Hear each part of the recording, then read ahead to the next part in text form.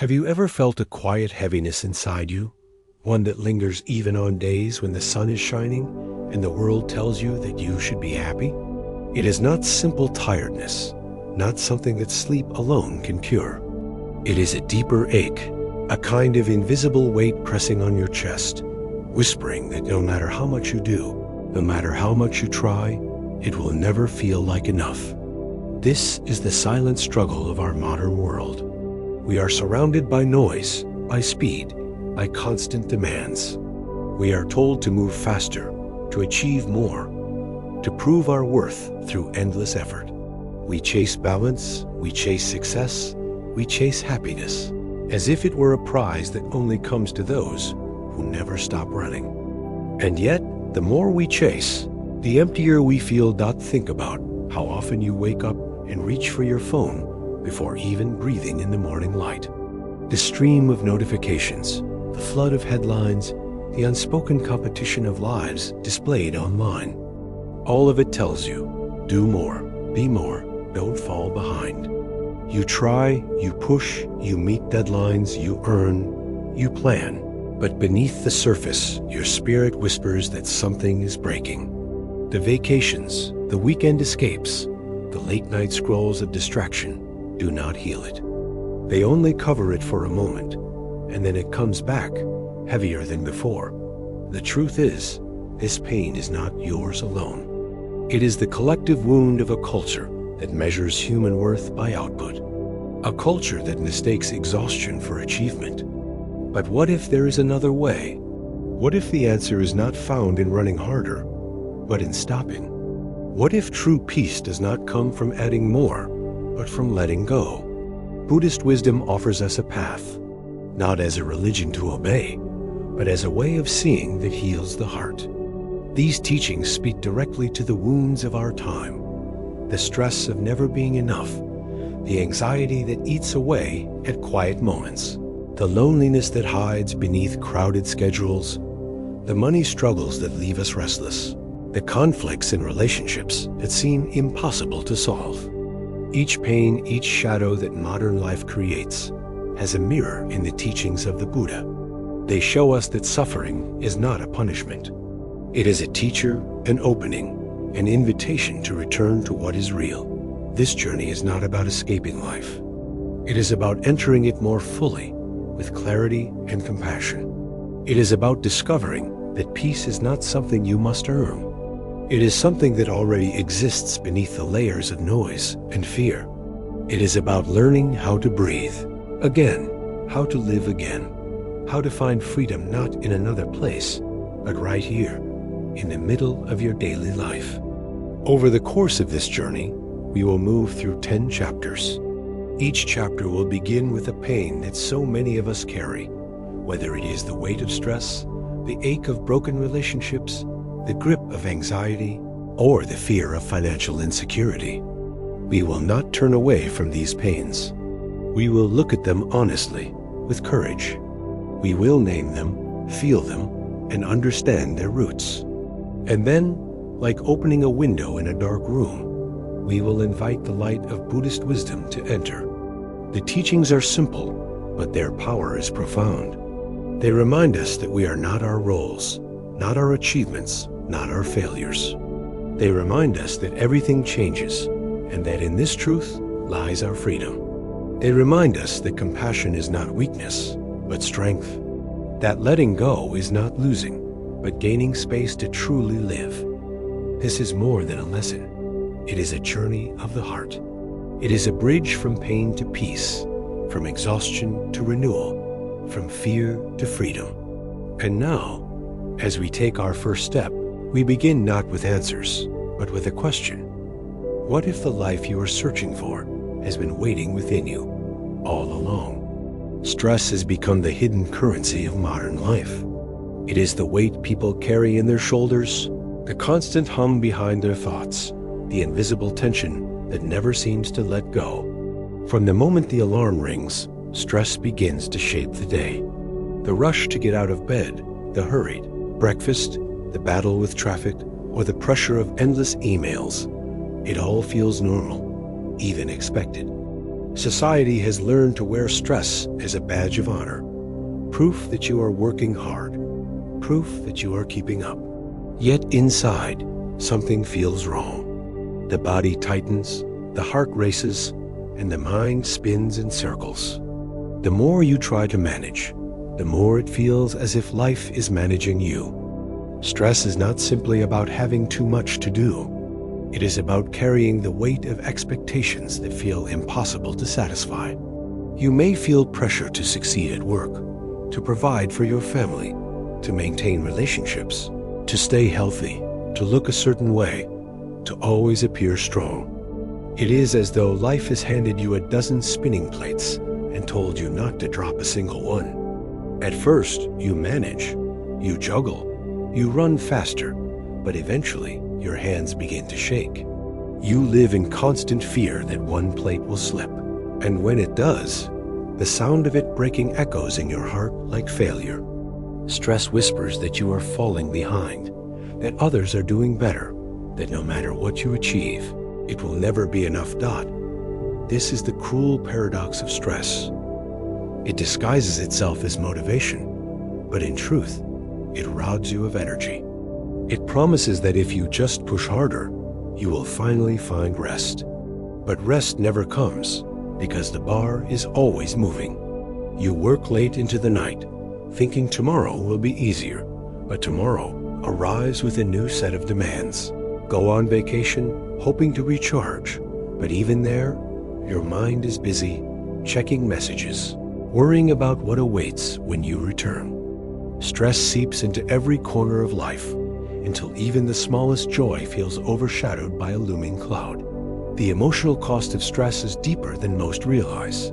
It breeds irritability, snapping at loved ones over small things. It creates a sense of isolation because you feel no one truly understands how heavy the burden is. It makes your chest tight, your stomach churn, your nights restless. It whispers in your ear at 2 a.m., reminding you of everything unfinished, everything uncertain, everything out of control. And as the cycle repeats, you begin to believe this is simply what life is, a constant struggle, a race with no finish line. But Buddhist wisdom offers a radical reframe. Stress is not inevitable. It is not the natural condition of being alive. It is a sign, a message, pointing you toward something deeper. The Buddha taught that suffering arises not from the world itself, but from how we relate to it.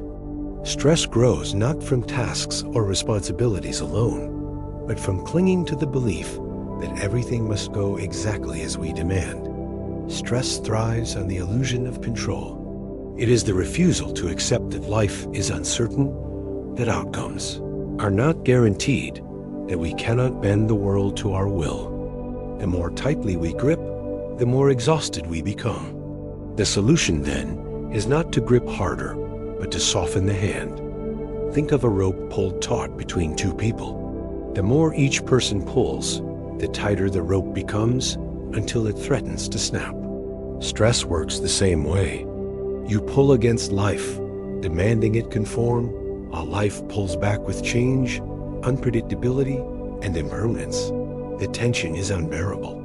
But what happens when you loosen your grip? The rope slackens. The struggle dissolves. Life still moves, but you are no longer being torn apart by resistance.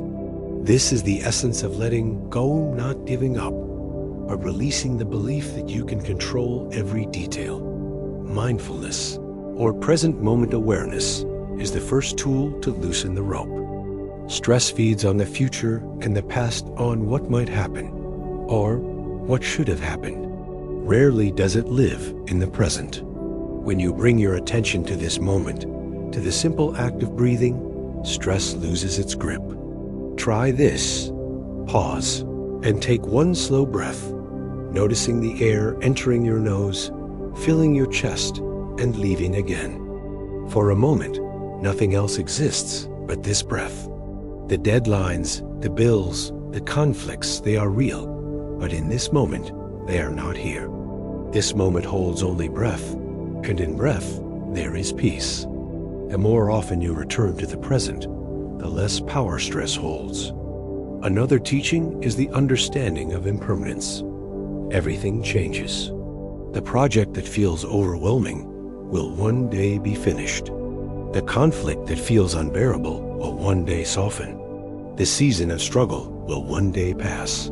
Stress convinces you that your current burden is permanent, but Buddhist wisdom reminds you that nothing stays the same. Just as storms give way to sunlight, your stress too will shift. When you see this truth, you no longer drown in the present wave, because you know it will not last forever. But wisdom alone is not enough. Stress lives in the body as much as the mind, and so healing must be embodied. Mindful practices such as walking meditation offer a way to anchor yourself. Instead of rushing to your next appointment, take a slow walk and notice each step. Feel the ground beneath you. Notice the rhythm of your body moving. With each step, silently repeat, "I am here." These small practices interrupt the cycle of stress and remind your body that it is safe to rest, even in motion. Over time, they create new pathways in the mind, replacing the reflex of tension with the habit of presence. It is also important to recognize the role of compassion. Stress often grows from the harsh inner voice that demands perfection. You tell yourself you must do more, you must not fail, you must not rest. But what if you spoke to yourself with the same kindness you offer a friend? What if you allowed yourself to be human, to make mistakes, to rest without guilt? The Buddha taught metta, or loving kindness, as an antidote to suffering. By repeating simple phrases, "May I be safe, may I be at peace, may I be free from suffering," you begin to soften the rigid expectations that fuel stress. Compassion is not weakness. It is the strength that allows you to lay down the impossible burden of being perfect. Stress will always try to return, but with awareness, impermanence, mindfulness, and compassion, you no longer need to be its victim. Instead, you can meet stress as a teacher, showing you where you cling too tightly, where you resist too fiercely, where you forget your own humanity. Each time you release even a little, you create space for peace to enter. You discover that beneath the storm of stress, there is a stillness within you, waiting to be remembered. And this is only the beginning. Stress is one thread in the larger fabric of modern suffering. But when you learn to soften your grip here, you begin to see how the same wisdom can touch every part of life. As we move forward, we will explore other shadows, like the struggle with money, the ache of loneliness, the restless anxiety that never seems to end. Each one is heavy, but each one carries within it the same invitation: to turn inward, to awaken, to remember that peace is possible. Yet even as we begin to loosen the grip of stress, we must face an even deeper truth. Stress does not live only in isolated moments. It becomes a pattern, a way of existing, woven into the rhythm of our days, until it feels like our very identity. You may catch yourself saying, "I am just a stressed person," but you are not stress itself. Stress is an experience that arises and fades. When you believe stress defines you, you unknowingly give it more power, as if it were your shadow that never leaves. The path of freedom begins when you realize you are not the stress, you are the awareness noticing it. This shift is subtle, yet profound. Instead of being the storm, you become the sky that holds the storm, vast and unbroken. Consider how often stress arises from the gap between expectation and reality. You expect the meeting to go smoothly, and when it doesn't, stress floods in. You expect your child to listen, your partner to understand, your boss to appreciate, and when these expectations are unmet, stress grows. The Buddha taught that suffering arises from clinging, and stress is one of its sharpest expressions. When you cling to how things should be, you suffer when they are not. When you learn to release the should, you discover peace with what is. This does not mean you accept injustice or never strive for improvement. It means you stop fighting reality in small, daily ways that drain your life force. Imagine sitting in traffic, late for an appointment. Your hands grip the wheel, your chest tightens, your thoughts race. You think, this should not be happening. The car should be moving. I should be there already. Every should fuels the fire. Now imagine the same situation, but with a different perspective. You breathe, you notice the sky, you feel the seat beneath you. You acknowledge, this is what is happening. I cannot change it in this moment. I can choose how to be with it. Stress softens, not because the traffic disappeared, but because your resistance dissolved. This is the power of acceptance, not resignation, but liberation. One of the most compassionate teachings of Buddhism is the practice of right effort. In modern life, stress often comes from wrong effort, the relentless pushing, the endless striving, the toxic productivity that values output over presence. Right effort is different. It is steady, balanced, and sustainable. It is not about working harder, but working with clarity. It has 4 steps. Prevent unwholesome states from arising. Release those that have already arisen. Cultivate wholesome states and maintain them once they appear. Imagine your mind as a garden. Wrong effort is like frantically pulling weeds until you collapse, then ignoring the flowers. Right effort is tending with patience, removing weeds gently, watering flowers daily, creating balance. Stress dissolves not because life is easier, but because you are no longer at war with yourself. Stress also feeds on comparison. In a world of constant exposure to other people's lives, it is easy to believe you are behind, failing, or less worthy. Every scroll through a screen becomes another reminder of what you lack. But Buddhist wisdom reveals the truth of interconnectedness. Your path is not meant to look like anyone else's. You are part of a vast web, each life a unique expression of the whole. When you understand this, comparison loses its sting. You no longer measure yourself against others, because you see that every being walks their own journey with joys and struggles unseen. Stress weakens when you no longer demand your life mirror someone else's. Another doorway out of stress is gratitude. It may sound simple, but gratitude shifts the lens through which you see the world. Stress thrives on scarcity, on focusing on what is missing, what is wrong, what is undone. Gratitude interrupts this pattern by calling your attention to what is already here. The Buddha once said that a single candle can light 1,000 others without losing its flame. Gratitude is that candle. Each moment you pause to notice the warmth of sunlight, the kindness of a friend, the food on your table, you light a flame that weakens stress. Gratitude does not erase challenges, but it balances them with truth. Life holds both hardship and blessing. Stress loses its absolute power when you remember both. But what about the moments when stress feels unbearable, when the body shakes and the mind cannot be calmed? Here, compassion becomes your refuge. Place your hand on your chest and simply whisper, "This is hard. May I be kind to myself?" You may feel resistance, a voice inside saying, "I don't deserve kindness." That is the very voice that stress has planted. Each act of compassion is like pulling out that weed. Over time, the soil of your heart becomes softer, more fertile, more open to peace. Compassion is the antidote to the perfectionism that fuels stress. It is not indulgence. It is healing. And there is one more teaching that pierces the heart of stress. The 8 worldly winds. They are gain and loss, praise and blame, pleasure and pain, fame and disrepute.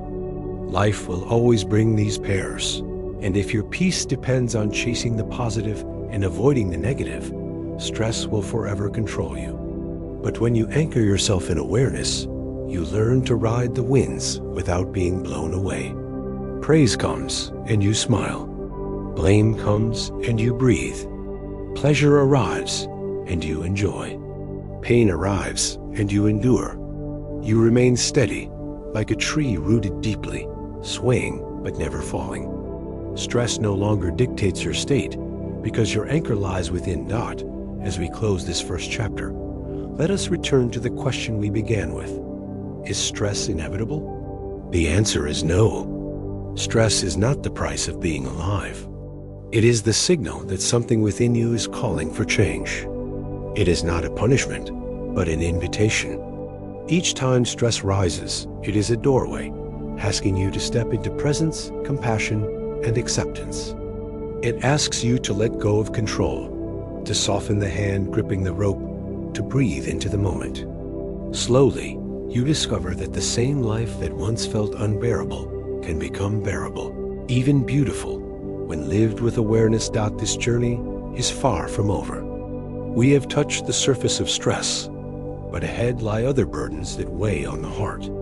Money worries, relationship conflicts, loneliness, anxiety, each has its own shape, its own voice, its own way of stealing peace.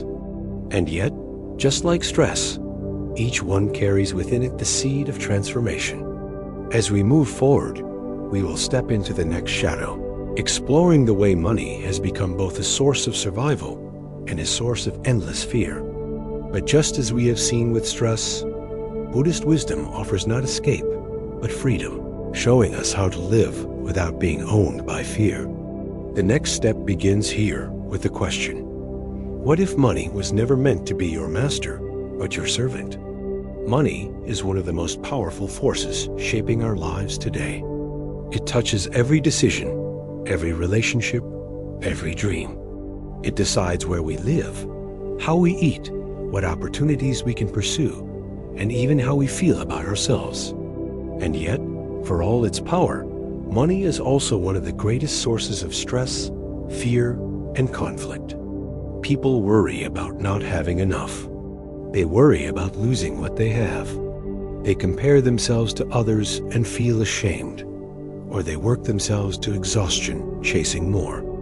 Money becomes not just a tool for survival, but a measure of worth, a definition of identity, a chain that binds the spirit. Think about how often money occupies your thoughts. You may wake up in the morning already calculating bills, debt, expenses, and income. You may fall asleep at night with your mind racing over the future. Will I be able to retire? Will I ever own a home? Will I be safe if something unexpected happens? The worry never ends, because the numbers never stop shifting. Even when you reach a goal, the target moves. You save for a car, then you need a house, then you want security for your children, then you fear inflation or recession. No matter where you stand, money whispers, it is not enough. This is not only about poverty or wealth. Even those who appear financially secure often live with deep fear of losing it all. Some people guard their money so tightly they cannot enjoy it. Others spend recklessly, chasing the brief relief of buying something new, only to feel emptier after. Still others measure themselves constantly against friends or neighbors, wondering why they earn less, own less, or achieve less. Money becomes a mirror that reflects insecurity back to us. Instead of being a neutral resource, it turns into a source of identity and self-worth. If you have much, you feel important. If you have little, you feel small. But here lies the trap. Money itself is neutral. It is neither good nor bad, virtuous nor evil. It is simply a means of exchange, a tool for survival. The suffering comes not from money itself, but from the way we relate to it. The Buddha spoke of craving as the root of suffering. Money is one of the clearest examples of this truth. When you crave more and more, you can never rest. The craving has no end, because there will always be something else to desire, something else to fear losing. The problem is not the dollar, but the attachment to what the dollar represents: security, status, identity, even love. Consider the image of a thirsty traveler drinking salty water. At first, the water seems to satisfy, but the more they drink, the thirstier they become. Money, when tied to craving, works the same way. Each achievement, each purchase, each raise feels good for a moment, But soon the thirst returns, stronger than before. You run faster, work longer, push harder, but peace never comes. Instead of freeing you, money enslaves you, not through its absence or presence, but through your attachment to it. Buddhist wisdom offers another way. The teaching of contentment, or santuthi, is a direct antidote to the endless chase for more. Contentment does not mean giving up ambition or refusing to improve your life. It means recognizing when enough is enough. It means pausing to appreciate what is already here instead of endlessly grasping for what is not. Contentment is not poverty.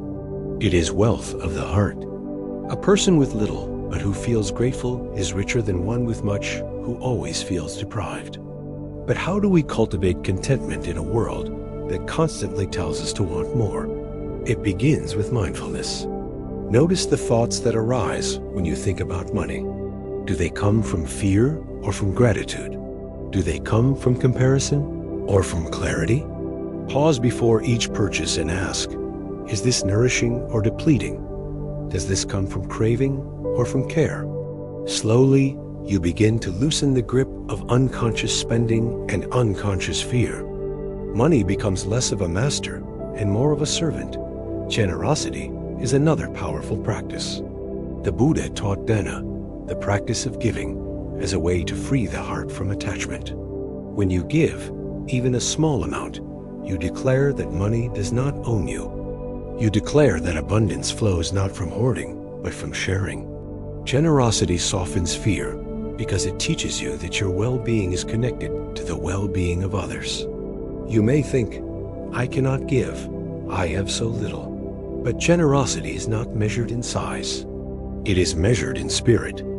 Even a kind word, a meal shared, a small donation carries the power to release fear and plant joy.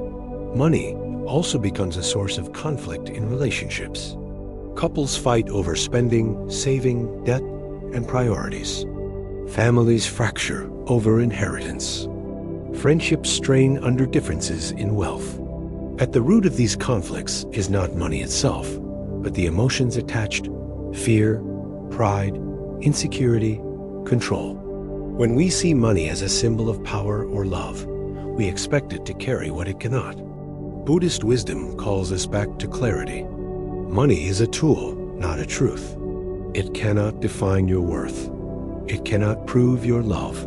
It cannot guarantee your safety. When you remember this, you release others from impossible expectations, and peace has room to grow. Another teaching that transforms our relationship with money is impermanence. Wealth rises and falls like the tide. Economies shift, jobs change, investments grow and shrink. If you cling to money as the source of safety, you will always live in fear, because money is never stable. True safety is found not in numbers on a screen, but in the stability of your heart. When you trust impermanence, you learn to hold money lightly. You save and spend with wisdom, but you no longer believe your life depends on controlling the future. You learn to dance with change instead of resisting it. Finally, Buddhist wisdom invites us to practice simplicity, not as deprivation, but as freedom. When you simplify, you remove the clutter of unnecessary desires. You realize that happiness does not come from more possessions, but from fewer cravings. A simple meal eaten with gratitude can bring more joy than a feast eaten with envy. A small home filled with love can bring more peace than a mansion filled with conflict. Simplicity gives you space to breathe, to notice, to live. Money will always be part of life. It will always be necessary, but it does not have to be your master. When you see through the illusions of craving, comparison, and fear, money returns to its rightful place as a tool to support life, not as the measure of life itself. In this shift, peace begins to rise, even in the midst of financial struggle. And yet, money is not the only burden of modern life. Just as stress gnaws at our spirit, and money stirs our fear, relationships test our hearts. They bring joy, but also pain. They lift us, but also break us. If money is the mirror of our insecurity, relationships are the mirror of our deepest longing. To understand them is to face the next shadow on this journey. But before we step there, we must finish our exploration of money, because within this shadow lies one more layer of wisdom, one more doorway to freedom. We left off with the truth that money is not our master, but our servant. And yet, how many times has life made you feel the opposite? How many times have you sacrificed sleep, health, even love, because money whispered that you had no choice? The story of money in modern life is often the story of fear of losing what you have, fear of never having enough, fear of not being worthy without it. This fear digs deep, shaping every choice. It decides careers, marriages, even dreams, until you wake one day and realize that money has been driving your life more than your own heart. The Buddha once described craving as a fire. Money is the fuel we keep throwing into that fire, believing it will finally burn out. But the more fuel we add, the higher the flames rise. The fire is never satisfied. Craving does not end with achievement. It grows stronger. A raise at work brings joy for a week and feels ordinary, and soon you crave the next raise. A new purchase feels exciting, but quickly fades, leaving you restless for the next one. The cycle never stops until you learn to step back and stop feeding the flames. One of the deepest illusions around money is the belief that it can guarantee happiness. We see images of wealth and assume peace must follow. Yet countless stories prove otherwise. The wealthy suffer from loneliness, anxiety, emptiness, just like anyone else. Money can ease physical hardship, yes, but it cannot heal the wounds of the heart. True happiness is not for sale. It arises from clarity, compassion, and freedom. The Buddha taught that happiness is born from letting go, not from holding tightly. If this is true, then peace has little to do with how much money you possess, and everything to do with how lightly you hold it. Take a moment to imagine this. What would your life feel like if you no longer measured yourself by your bank account? What if money was simply a tool, no more defining than a hammer or a spoon? How much space would open in your heart if you could see beyond the numbers? This is the invitation of Buddhist wisdom: to live in a world where money exists, but does not own you. To work and earn with integrity, but not to confuse wealth with worth. A practice that can help is mindful spending. Before each purchase, pause and breathe. Ask yourself, why am I buying this? What feeling am I chasing? Will this truly nourish me or just distract me? Sometimes the answer will surprise you. A purchase you thought was necessary may reveal itself as craving for comfort or status. Other times, you will find joy in spending that truly supports your well-being or brings happiness to others. This simple pause transforms money from an unconscious driver into a conscious choice. Debt is another source of deep suffering. The weight of owing can feel like chains around the heart. Shame often grows in the silence of debt, making people hide their struggle, believing they are alone. Yet Buddhist wisdom again reminds us, impermanence means debt too can change. It is not eternal. Shame is not necessary. By meeting debt with mindfulness, creating clear plans, seeking support, releasing shame, you slowly loosen its grip. Debt does not define you. It is simply a circumstance, one that can shift with time and care. There is also the danger of attachment to wealth. Just as fear can chain those with little, greed can chain those with much.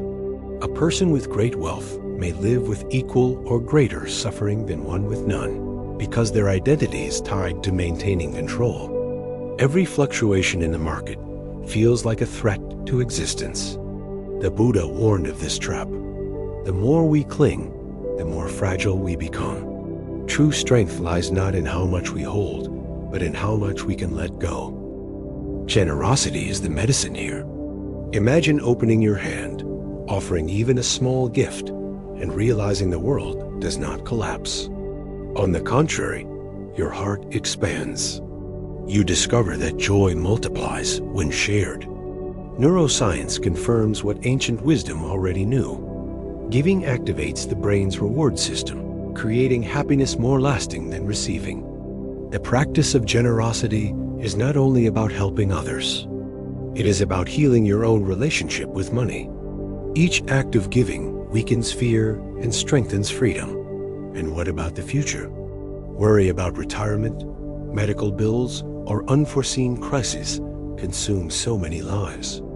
Planning is wise, but obsession is suffering. The teaching of the middle way offers guidance here. It calls us to walk between extremes, neither reckless spending nor paralyzing hoarding. Save with wisdom, spend with care, but do not let either control your heart. Balance creates peace. When you walk the middle way with money, you acknowledge impermanence while also preparing with compassion for yourself and others. Families often experience the sharpest wounds around money. Parents argue about what to prioritize. Children grow up absorbing beliefs about wealth and worth. Siblings quarrel over inheritance. At the heart of these conflicts lies attachment, the belief that money represents love, respect, or identity.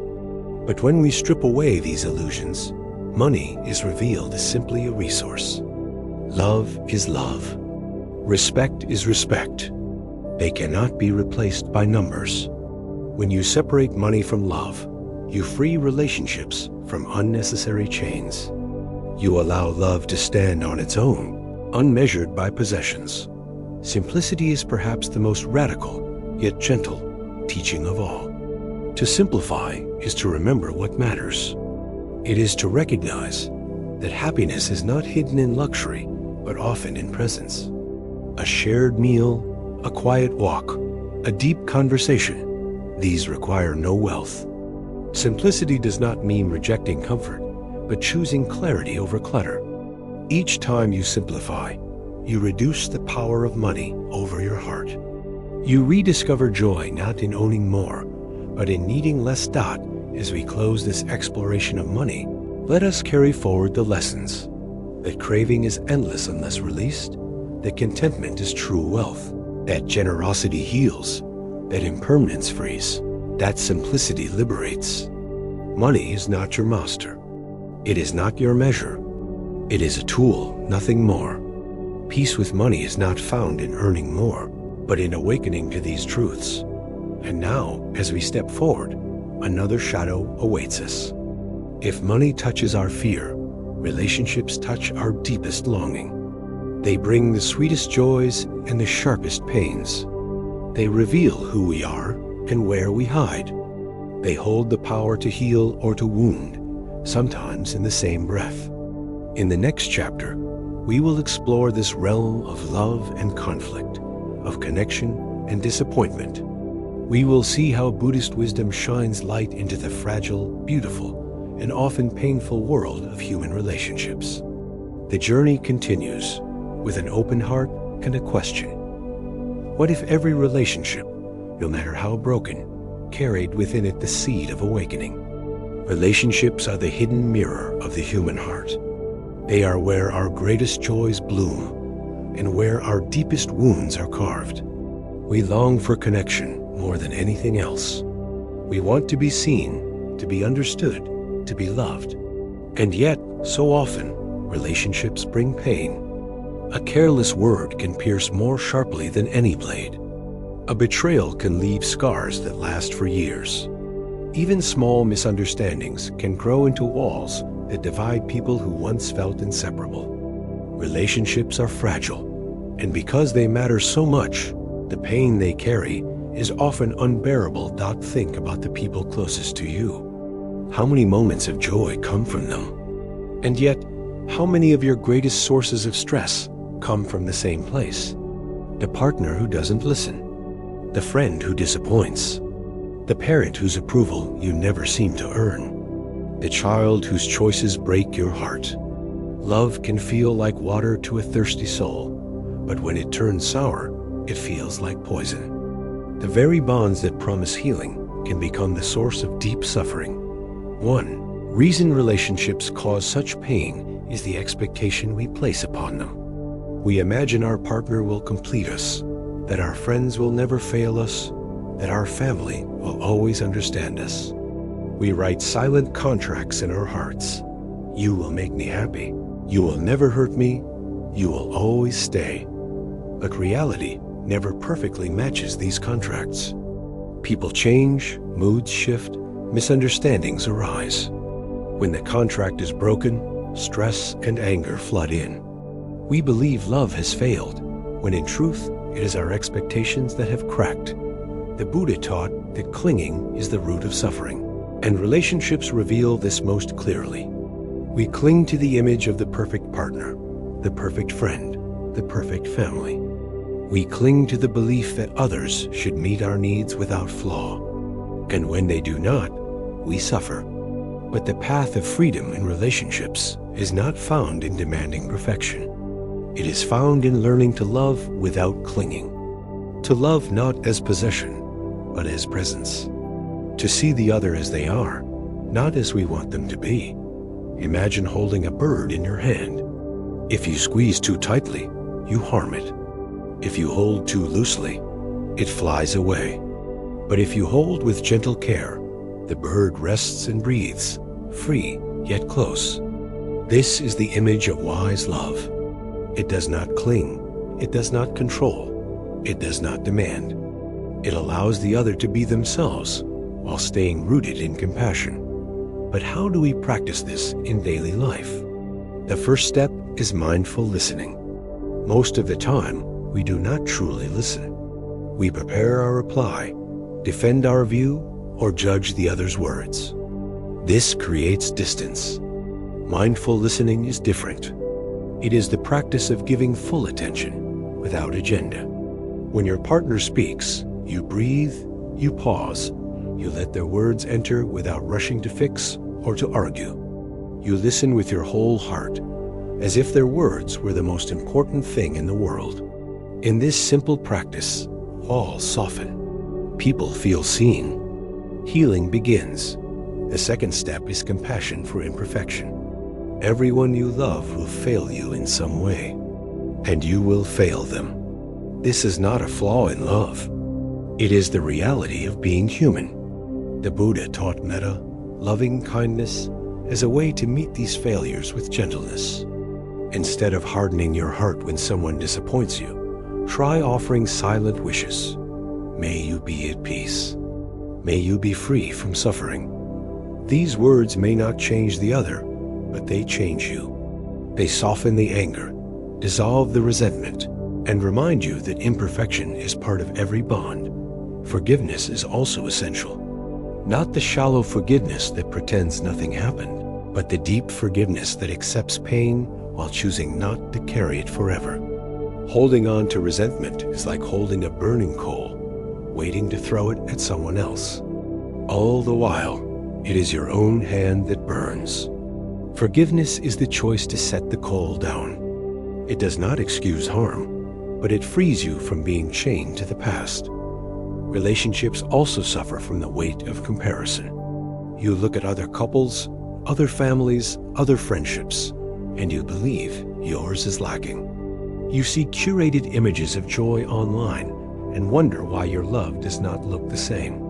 But Buddhist wisdom reminds us that everything you see is incomplete. Every relationship holds both laughter and tears. The truth is not in appearances, but in presence. When you stop comparing, you begin to notice the quiet beauty already present in your own bonds. Another key teaching is impermanence. No relationship is guaranteed to last forever. People grow, change, move, and sometimes leave. When you cling to permanence, you suffer each time change arises. But when you embrace impermanence, you begin to love more fully. You cherish the moments while they are here, knowing they are precious because they will not last. Impermanence transforms love into gratitude. Instead of demanding that relationships never change, you celebrate them for the gift they are in this moment. Conflicts will always arise. Two people cannot live, love, or work together without friction. But conflict does not have to mean destruction. The Buddha taught right speech words that are truthful, gentle, and spoken at the right time. In moments of conflict, right speech becomes a bridge instead of a weapon. Instead of accusing, you share how you feel. Instead of shouting, you breathe before speaking. Instead of using words to wound, you use them to build understanding. This shift does not erase conflict, but it transforms it into growth. Relationships are also the training ground for compassion beyond the self. When you care for another, you begin to see the world through their eyes. You learn patience, sacrifice, and kindness. You discover that love is not only about receiving, but about giving. And in giving, you often find a deeper joy than in receiving. This is the paradox of love. The more you give freely, without clinging, the more abundant your heart becomes. Yet there is a danger in love as well, losing yourself. Many people believe love means sacrificing everything for the other, forgetting their own needs. But true love requires balance. The Buddha's teaching of the middle way applies here too. Love is neither selfish nor self-erasing. It is a balance of care for the other and care for yourself. To love wisely is to remember that your well-being is part of the relationship's well-being. Without boundaries, love turns into resentment. With balance, love becomes a refuge.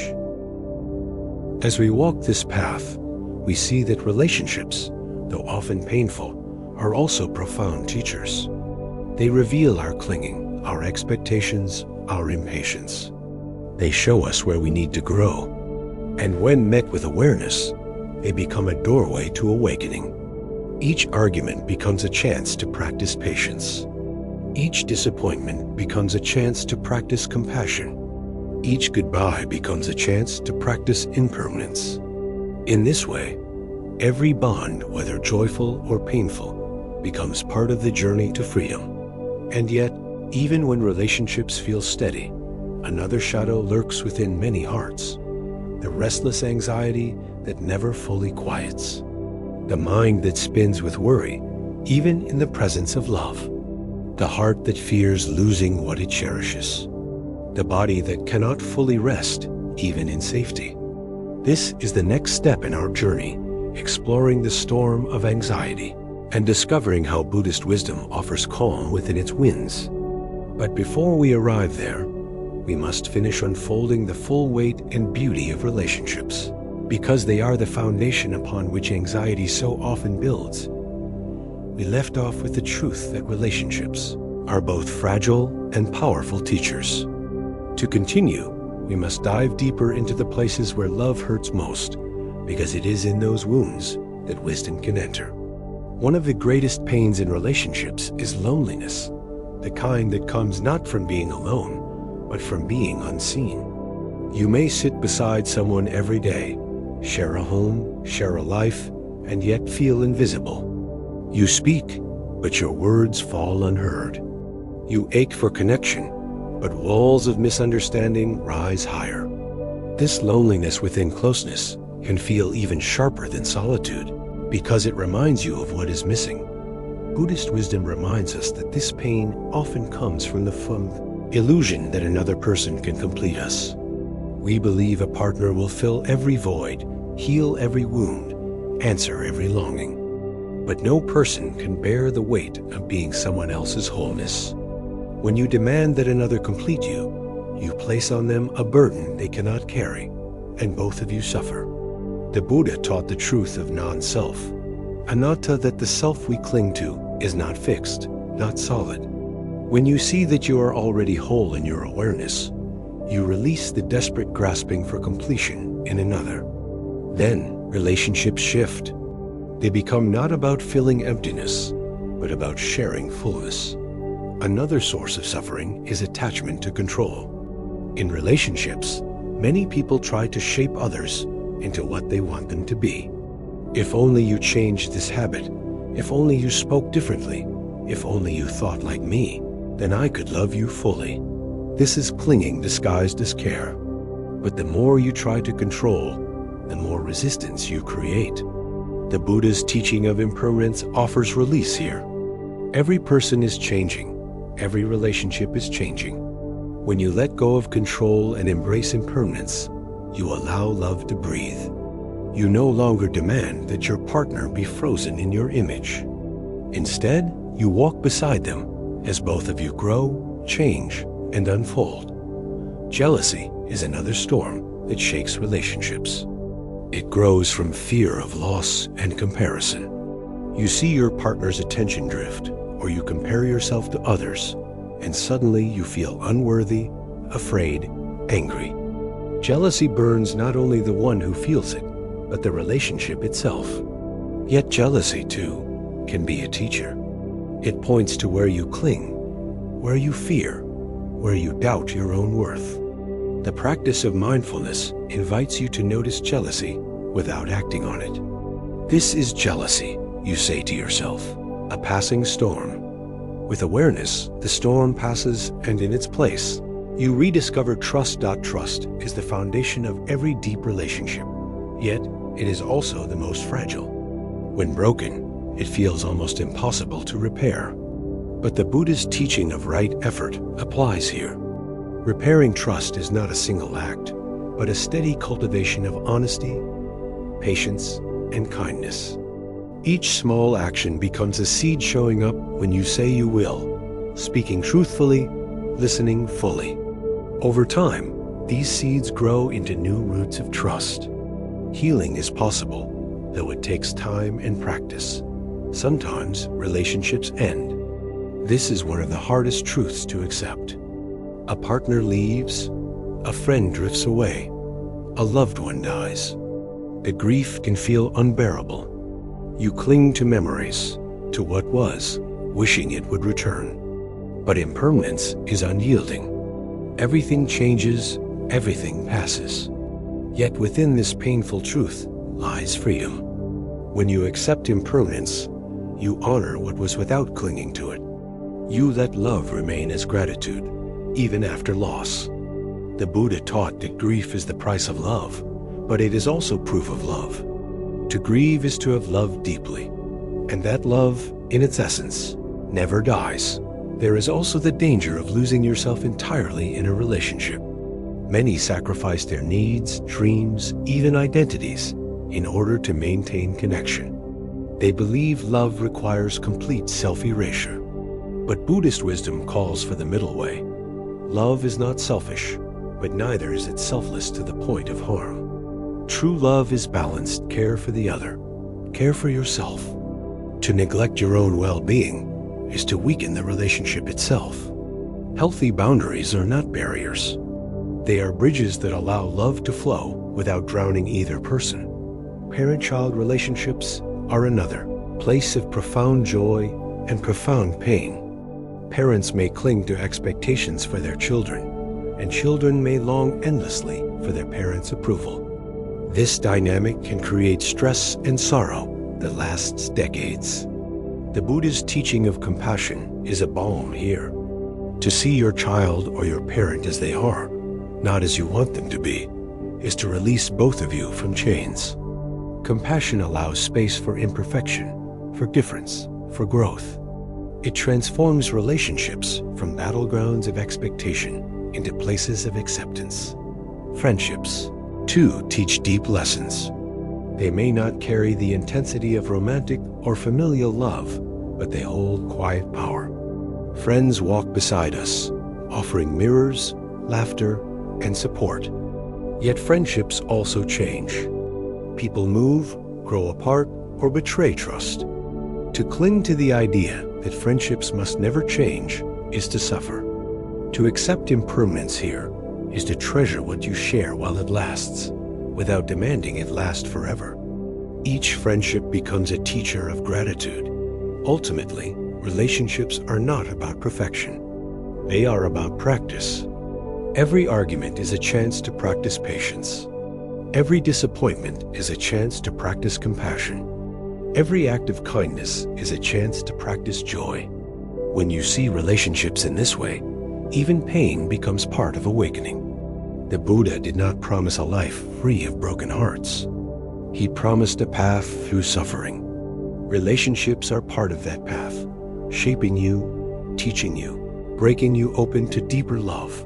And as we close this chapter, let us carry forward the truth that relationships are not here to complete us, control us, or define us. They are here to teach us how to let go, how to forgive, how to love without clinging, how to see impermanence not as loss, but as beauty. Relationships show us where we are most vulnerable, and in that vulnerability lies the doorway to awakening. Now, we turn to the next shadow: anxiety. Even in the presence of love, even when money feels steady, even when stress is managed, the mind can still race. Anxiety steals rest, peace, and joy, often without reason. It keeps the body tense, the heart unsettled, the spirit restless. But just as with stress, money, and relationships, Buddhist wisdom offers a path through. In the next chapter, we will step into the storm of anxiety and discover how to breathe calm into the heart of fear. Anxiety is the silent storm that rages inside countless hearts. Unlike stress, which often ties to clear external demands, anxiety is more elusive. It can appear without warning, without cause, and without end. It whispers in the quiet of the night. It shadows your steps in the middle of the day, and it steals the joy from moments that should feel safe. Anxiety is not simply worry about a particular problem. It is the restless hum of fear that refuses to let the body or mind rest. It is a storm that does not always need thunder to be felt. Consider the moments when anxiety arises. Perhaps you are waiting for an important call, and your chest tightens, your breath shortens, your mind spins with what if. Or maybe nothing at all is happening, and yet your body reacts as if danger is near. Your palms sweat, your stomach churns, your heart pounds. You tell yourself, "I am safe, everything is fine," but your body does not believe you. Anxiety makes the nervous system live in constant alert, like a soldier standing guard in the middle of peace. Modern life feeds this storm in countless ways. News cycles flood us with images of disaster. Social media surrounds us with comparison and judgment. Work demands never end. Financial uncertainty looms. Even leisure becomes another arena of performance. How you look, how you travel, how you live. Everywhere, the message is the same. You are not enough. You are not safe. You must do more. For an anxious mind, this world is fuel. Each message adds weight to the storm until the heart cannot find stillness. But Buddhist wisdom speaks directly to this restless suffering. The Buddha taught that the mind is like a monkey, jumping from branch to branch, restless and loud. Anxiety is this monkey in its wildest state. The first step to calming it is not to fight, but to observe. When you say to yourself, "This is anxiety," you create space between the storm and your awareness. You remember that you are not the anxiety. You are the one witnessing it. This space is the beginning of freedom. Breath is one of the most powerful tools for grounding anxiety. The Buddha often instructed his followers to return to the breath, to feel the in-breath and the out-breath with full attention. Anxiety pulls the mind into the future, into endless what-ifs. Breath pulls you back into the present. Each inhalation reminds you, "I am here." Each exhalation whispers, "I can let go." Slowly, the racing mind begins to settle, like waves calming after a storm. Another teaching that soothes anxiety is impermanence. Anxiety feels eternal, as if it will never end. But the truth is that every wave of fear rises and falls. No emotion, no sensation, no thought lasts forever. When you remember this, you stop fearing anxiety itself. You realize, this too shall pass. Like clouds drifting across the sky, anxiety moves on when you no longer cling to it. By seeing its impermanence, you rob it of its greatest power, the illusion of permanence. The practice of sense restraint also helps quiet anxiety. Our nervous systems are overwhelmed by constant input screens glowing late into the night, notifications buzzing, endless streams of noise. The Buddha taught Indriya Samvara, guarding the senses, not as deprivation, but as protection. Choosing silence, turning off screens, walking without headphones, eating without distraction, all of these give the mind space to breathe. Anxiety softens when the senses are not under constant assault. Yet anxiety is not only mental, it is physical. The body carries the storm. That is why embodied practices are essential. Walking meditation, where each step is taken slowly and mindfully, grounds the body in the present. Eating meditation, where each bite is tasted fully, reminds the body it is safe. Even placing a hand gently on your chest, feeling your heartbeat, can signal safety to your nervous system. Healing anxiety requires not only thinking differently, but living differently, giving your body the message that it is no longer in danger. Compassion plays a vital role as well. Anxiety often comes with shame. You may think, why can't I just be calm? Why am I weak? Why can't I handle life like others do? This shame only deepens suffering. Buddhist compassion teaches you to turn toward yourself with kindness. When anxiety arises, instead of scolding yourself, whisper, "This is hard. May I be kind to myself in this moment." These words create softness, reminding you that you are human, not broken. The Buddha also spoke of emptiness, shunyata, the truth that nothing has a fixed, independent existence. Anxiety convinces you that your fears are solid, that they define you. But emptiness reveals that these fears are not solid. They are passing, dependent on countless conditions, and ultimately empty of inherent power. When you see this, anxiety loosens. You no longer cling to every thought as truth. You see them as passing ripples, not unshakable walls. Anxiety thrives on control, the desperate attempt to guarantee outcomes, to prevent uncertainty. But life is uncertain by nature. To demand certainty is to fight the very flow of existence. The practice of letting go nekhama, renunciation, frees you from this fight. When you release the need to control every detail, you open to trust. Trust that life will unfold. Trust that you can meet each moment. Trust that peace does not come from control, but from surrender. In this way, anxiety becomes not only a burden, but also a teacher. It teaches you where you grasp too tightly, where you resist uncertainty, where you forget compassion. Each anxious moment is an invitation to practice presence, breath, and letting go. Slowly, the storm becomes less frightening. You learn not to fear anxiety itself, but to walk with it, breathe with it, and let it pass. And yet, anxiety does not exist in isolation. It often feeds on the very relationships we cherish. It whispers fears of abandonment, of betrayal, of loss. It makes love fragile because it fears love will vanish. To understand anxiety fully, we must see how it weaves itself into the web of connection, and how Buddhist wisdom can bring calm even there. But before we turn to that deeper layer, we must finish unfolding the core truths of anxiety itself, because within this restless storm lies a hidden doorway to the deepest peace. We left off with the truth that anxiety is not only a burden, but also a teacher. To complete this chapter, let us look closer at how anxiety moves through our lives, how it shapes decisions, and how Buddhist wisdom offers paths to freedom. Anxiety often begins as a small thought, a single what if. What if I fail? What if they leave me? What if I get sick? Alone, the thought might pass. But the anxious mind grabs it, turns it over and over until it multiplies. Soon one what if becomes dozens, a chorus that drowns out peace. The body believes these thoughts are real threats, and so it reacts, flooding with adrenaline, tightening muscles, preparing for danger that never arrives. This cycle leaves people exhausted, trapped in a fight with shadows.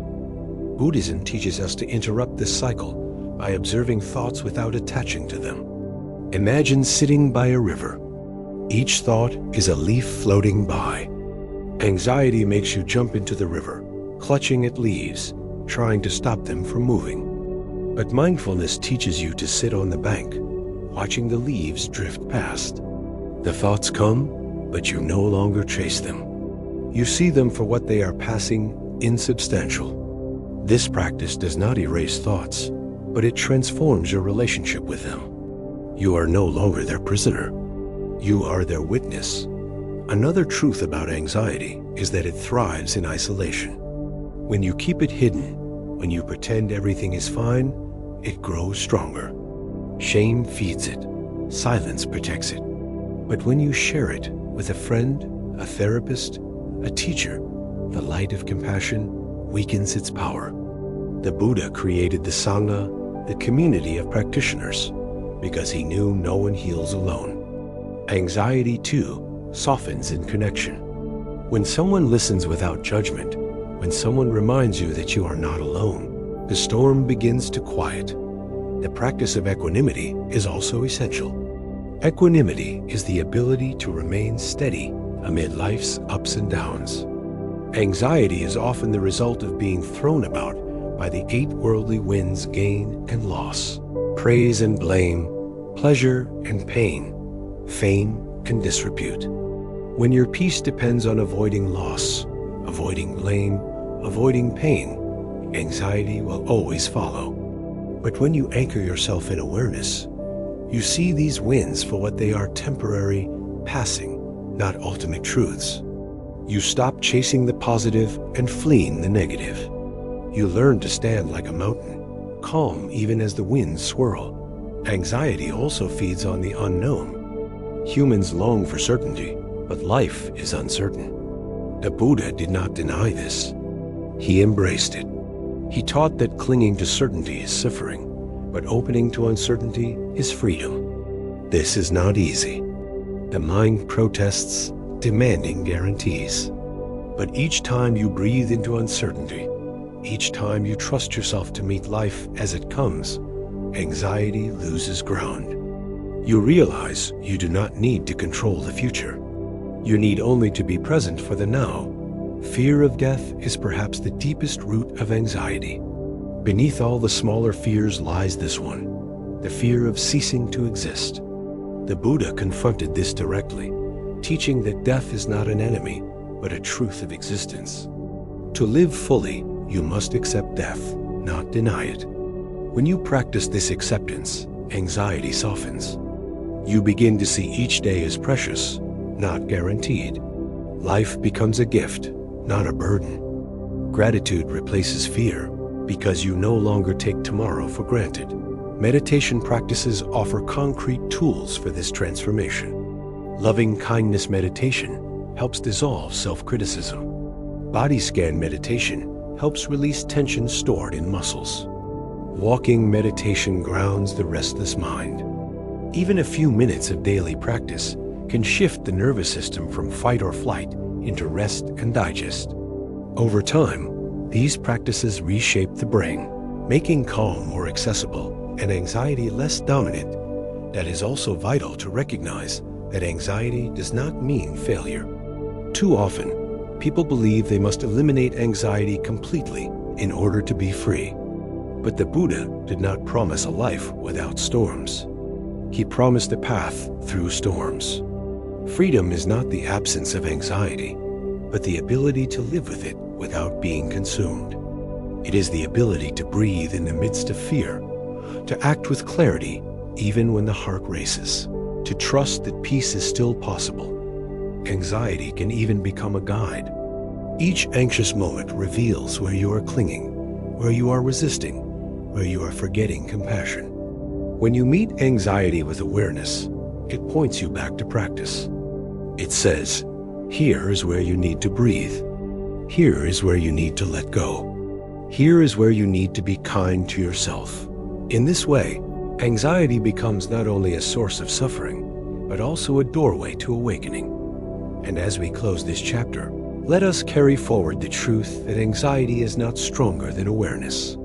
The storm may roar, but the sky remains vast and unbroken. You are not the storm. You are the sky. Each breath, each act of mindfulness, each moment of compassion reminds you of this. Slowly, anxiety loses its power, and peace becomes not a distant dream, but a living reality. Now, as we step onward, we turn to another shadow that weighs heavily on the human spirit: loneliness and isolation. Even in a crowded world, even surrounded by people, many hearts ache with disconnection. Loneliness is not only the absence of others, it is the absence of belonging, of being truly seen. And just as with stress, money, relationships, and anxiety, Buddhist wisdom offers not only insight, but a path toward freedom. In the next chapter, we will explore this pain of isolation and the doorway of compassion that can transform it into connection. Loneliness is one of the quietest, yet most painful burdens of modern life. It creeps into the heart not only when we are alone, but often when we are surrounded by others. You may sit at a crowded table, laugh with friends, exchange words with family, and still feel unseen. Loneliness is not simply the absence of company. It is the absence of connection.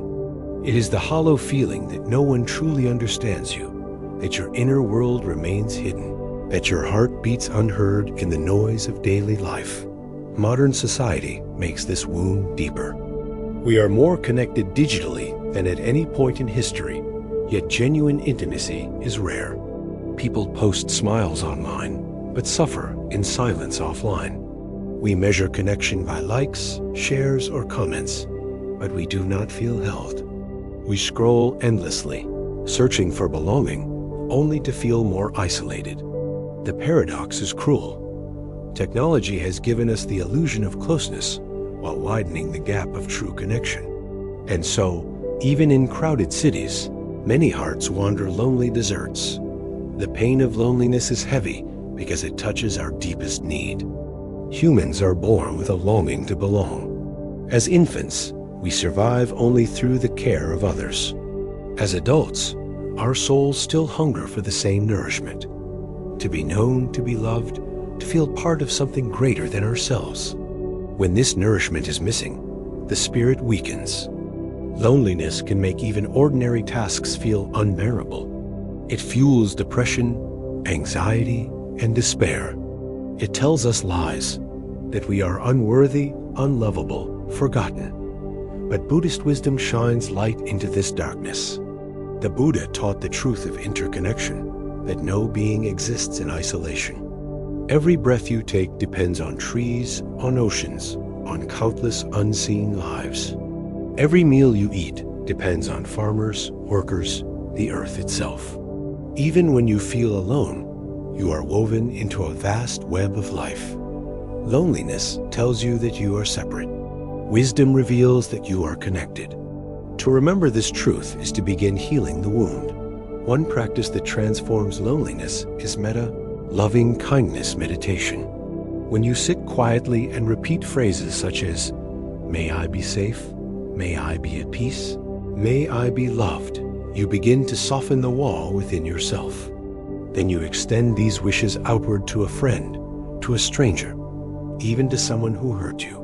Slowly, your heart remembers that it is capable of giving and receiving love. Metta does not instantly erase loneliness, but it plants seeds of connection within. Those seeds grow into compassion, which then opens doors to deeper relationships in the outer world. Another practice is presence. Loneliness often lingers because people live behind masks. They hide their true feelings, fearing judgment or rejection. But real connection requires authenticity. When you show up as you are, vulnerable, honest, imperfect, you create the space for others to do the same. It may feel risky, but it is the only path to genuine intimacy. The Buddha taught that truth is liberating. By speaking truth, even in small ways, you invite real connection, and loneliness begins to fade. Community is also essential. The Buddha emphasized the Sangha, the community of practitioners, as one of the three treasures of the path. Alone, the mind can spiral into fear and despair. Together, hearts remind one another of what is true. Community does not have to mean large gatherings. It can be a single trusted friend, a group of like-minded people, or a circle of support. When you practice, share, and sit together, loneliness softens, replaced by belonging. Impermanence offers another perspective. Loneliness feels permanent, as though it will last forever. But nothing in life is fixed. Friendships form unexpectedly. Connections arise in surprising places. Even seasons of isolation shift into seasons of warmth. When you remember impermanence, you do not drown in the story that you will always be alone. You see that loneliness, too, will pass. This truth brings hope, a light in the midst of despair. Gratitude also helps heal loneliness. When you feel unseen, pause and notice small connections that already exist. The smile of a stranger, the kindness of a coworker, the care of someone who checked in on you. Gratitude shifts the lens from absence to presence. It reminds you that even in loneliness, threads of connection remain. The more you notice them, the more they grow, weaving a fabric of belonging one thread at a time. Finally, loneliness can be a doorway to spiritual depth. When stripped of outer connections, you are invited to turn inward, to discover the companionship of your own awareness. The Buddha taught that the mind, when quiet, holds vast peace. Solitude, when embraced, becomes sacred. It is in silence that many discover their truest connection, not only to themselves, but to all of life. In this way, loneliness becomes not only pain, but also a teacher, guiding you toward inner wholeness. And yet, loneliness is not always easy to face. It returns, it lingers, it whispers of emptiness. But with each practice with metta, with authenticity, with community, with gratitude, you transform loneliness from a prison into a path. Slowly, you realize that you are never truly alone. The air you breathe, the earth beneath you, the countless beings around you, all remind you that you belong. As we continue, we must look deeper still, because loneliness often hides beneath another shadow, despair, the sense that life itself has lost meaning, that no connection, no achievement, no effort can fill the void. To face despair is to face the darkest corner of the heart. But just as with loneliness, Buddhist wisdom offers light, showing us that even in despair, hope can be born. Before we move there, we must finish unfolding the many layers of loneliness, because within this pain lies a profound key to awakening. We left off with the truth that loneliness is not only pain, but also a teacher, one that can guide us back to connection with ourselves and with life. To go deeper, we must look at how loneliness shapes behavior, how it tricks the mind, and how the teachings of the Buddha offer a path beyond its illusions. Loneliness often disguises itself as hunger for distraction. You may scroll endlessly through social media, binge watch shows, or overwork yourself, hoping to drown out the ache. For a moment, the noise seems to help. But when the distraction ends, the silence returns, heavier than before. This cycle is what the Buddha described as craving, the endless grasping for relief that never truly satisfies. Each distraction is like salt water to a thirsty traveler. It promises to quench, but only deepens the thirst. The way out is not more distraction, but turning inward, facing the ache with courage. When you sit quietly with loneliness without trying to escape, something surprising happens. At first, the emptiness feels unbearable. But if you breathe through it, you begin to see it for what it is. A longing to belong, a longing to connect. This longing is not a flaw. It is part of being human. To acknowledge it, to name it, is to begin healing it. The Buddha taught that suffering loses power when it is seen clearly. Loneliness, too, begins to loosen when you shine the light of awareness upon it. Another illusion of loneliness is the belief that no one understands me. This thought isolates you further, convincing you that you are uniquely broken. But the truth is that loneliness is universal. Every human being at some point has felt unseen, unloved, or alone. To realize this is to step out of isolation. You are not the only one walking this desert. Millions walk it with you. And when you remember this, you can open to compassion, not only for yourself, but for others who carry the same burden. Compassion transforms loneliness into solidarity. Generosity is another practice that dissolves loneliness. When you feel unseen, the instinct is to withdraw, to wait for others to come to you. But when you reach out offering a kind word, a small gift, a listening ear, you create connection. Generosity shifts the focus from absence to presence. It reminds you that you have something to give, and in giving, you discover you are not as alone as you thought. The Buddha often spoke of dana, giving, as the root of joy. Even in loneliness, giving opens the door to belonging. Loneliness also hides in relationships themselves. You may be married, surrounded by family, and still feel alone. This happens when people stop truly seeing each other, when conversations are shallow, when masks replace honesty. The practice of right speech offers a way back. Speak with truth, kindness, and presence. Share what is real, even if imperfect. Ask with genuine interest. Listen with full attention. These small acts breathe life back into relationships, turning hollow connections into true intimacy.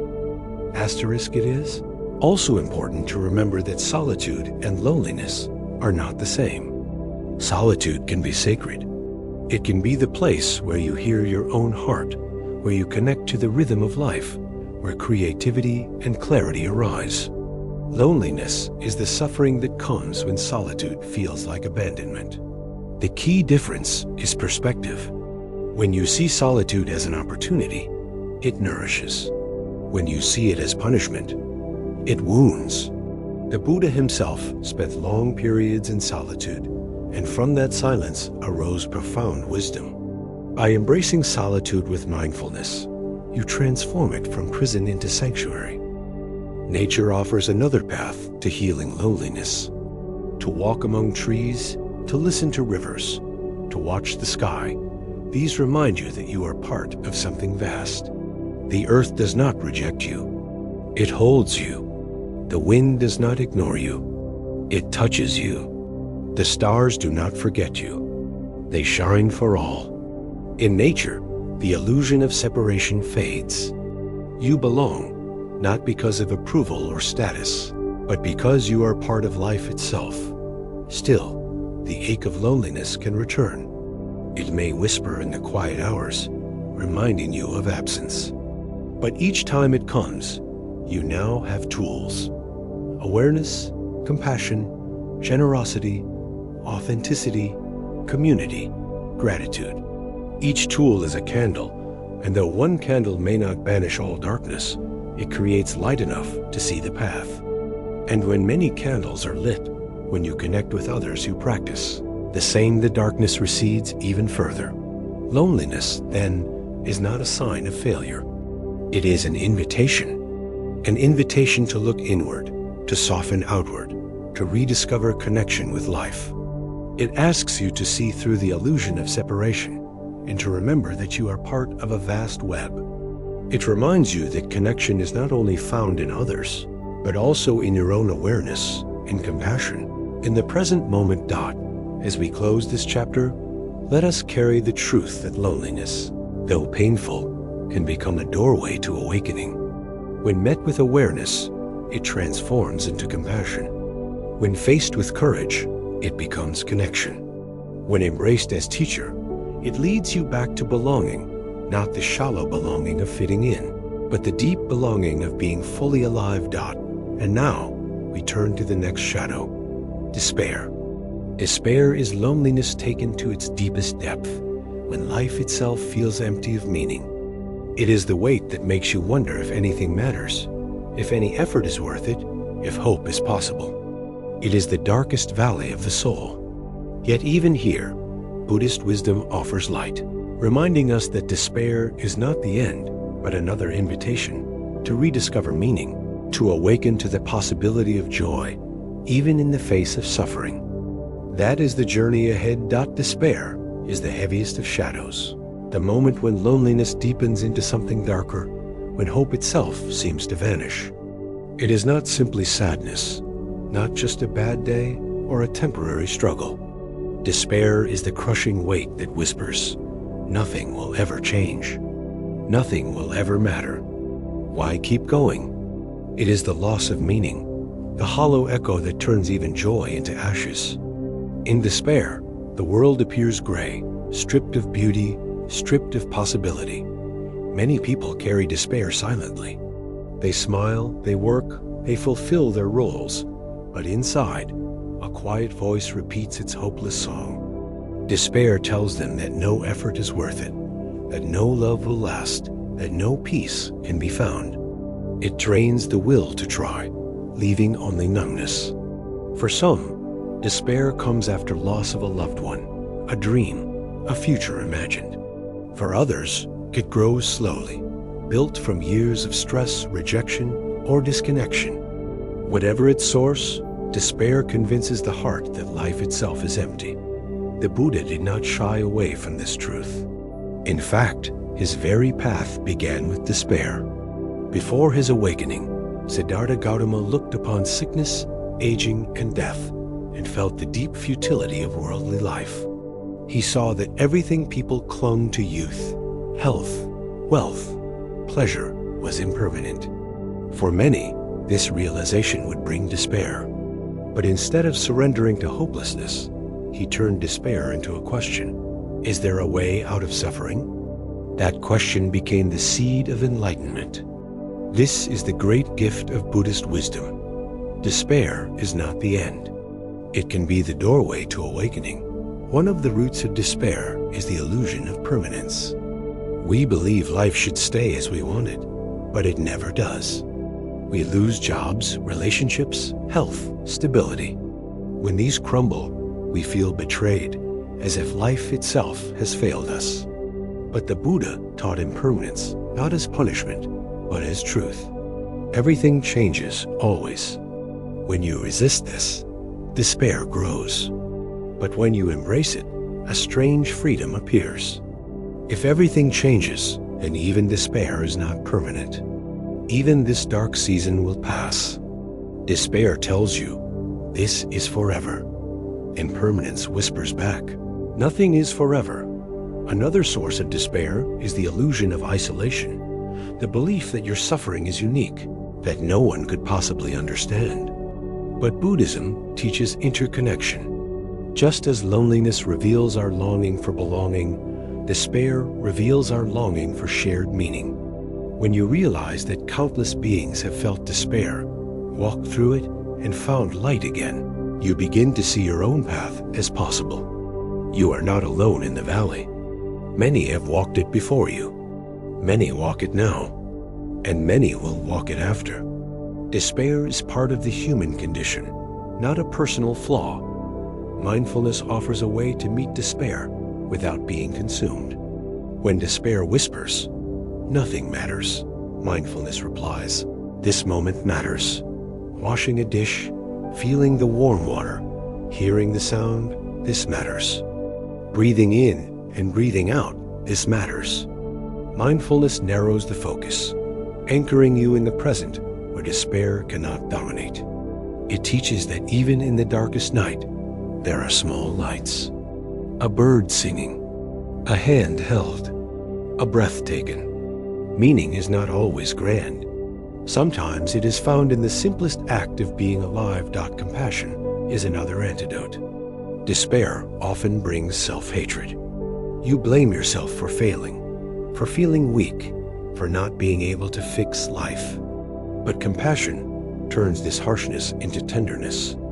When you place a hand on your heart and whisper, "This is hard. May I be gentle with myself?" you begin to soften the grip of despair.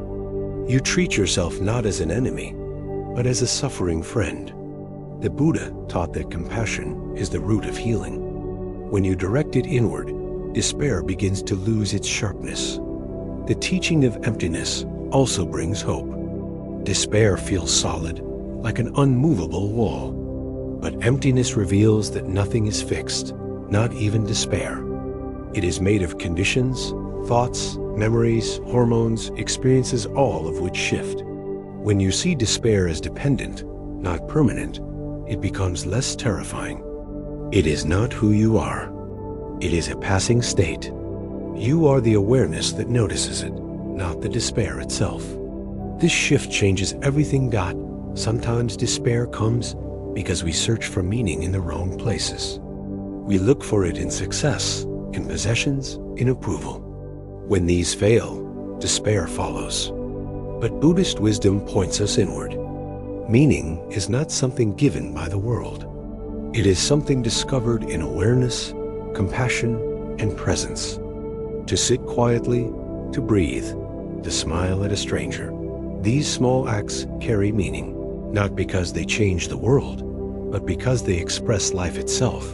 Community again becomes vital. Alone, despair convinces you there is no path forward. Together, others remind you there is. A friend's presence, a teacher's guidance, a community's support, all shine light when you cannot see your own. This is why the Buddha placed Sangha alongside Dharma and Buddha as the three treasures.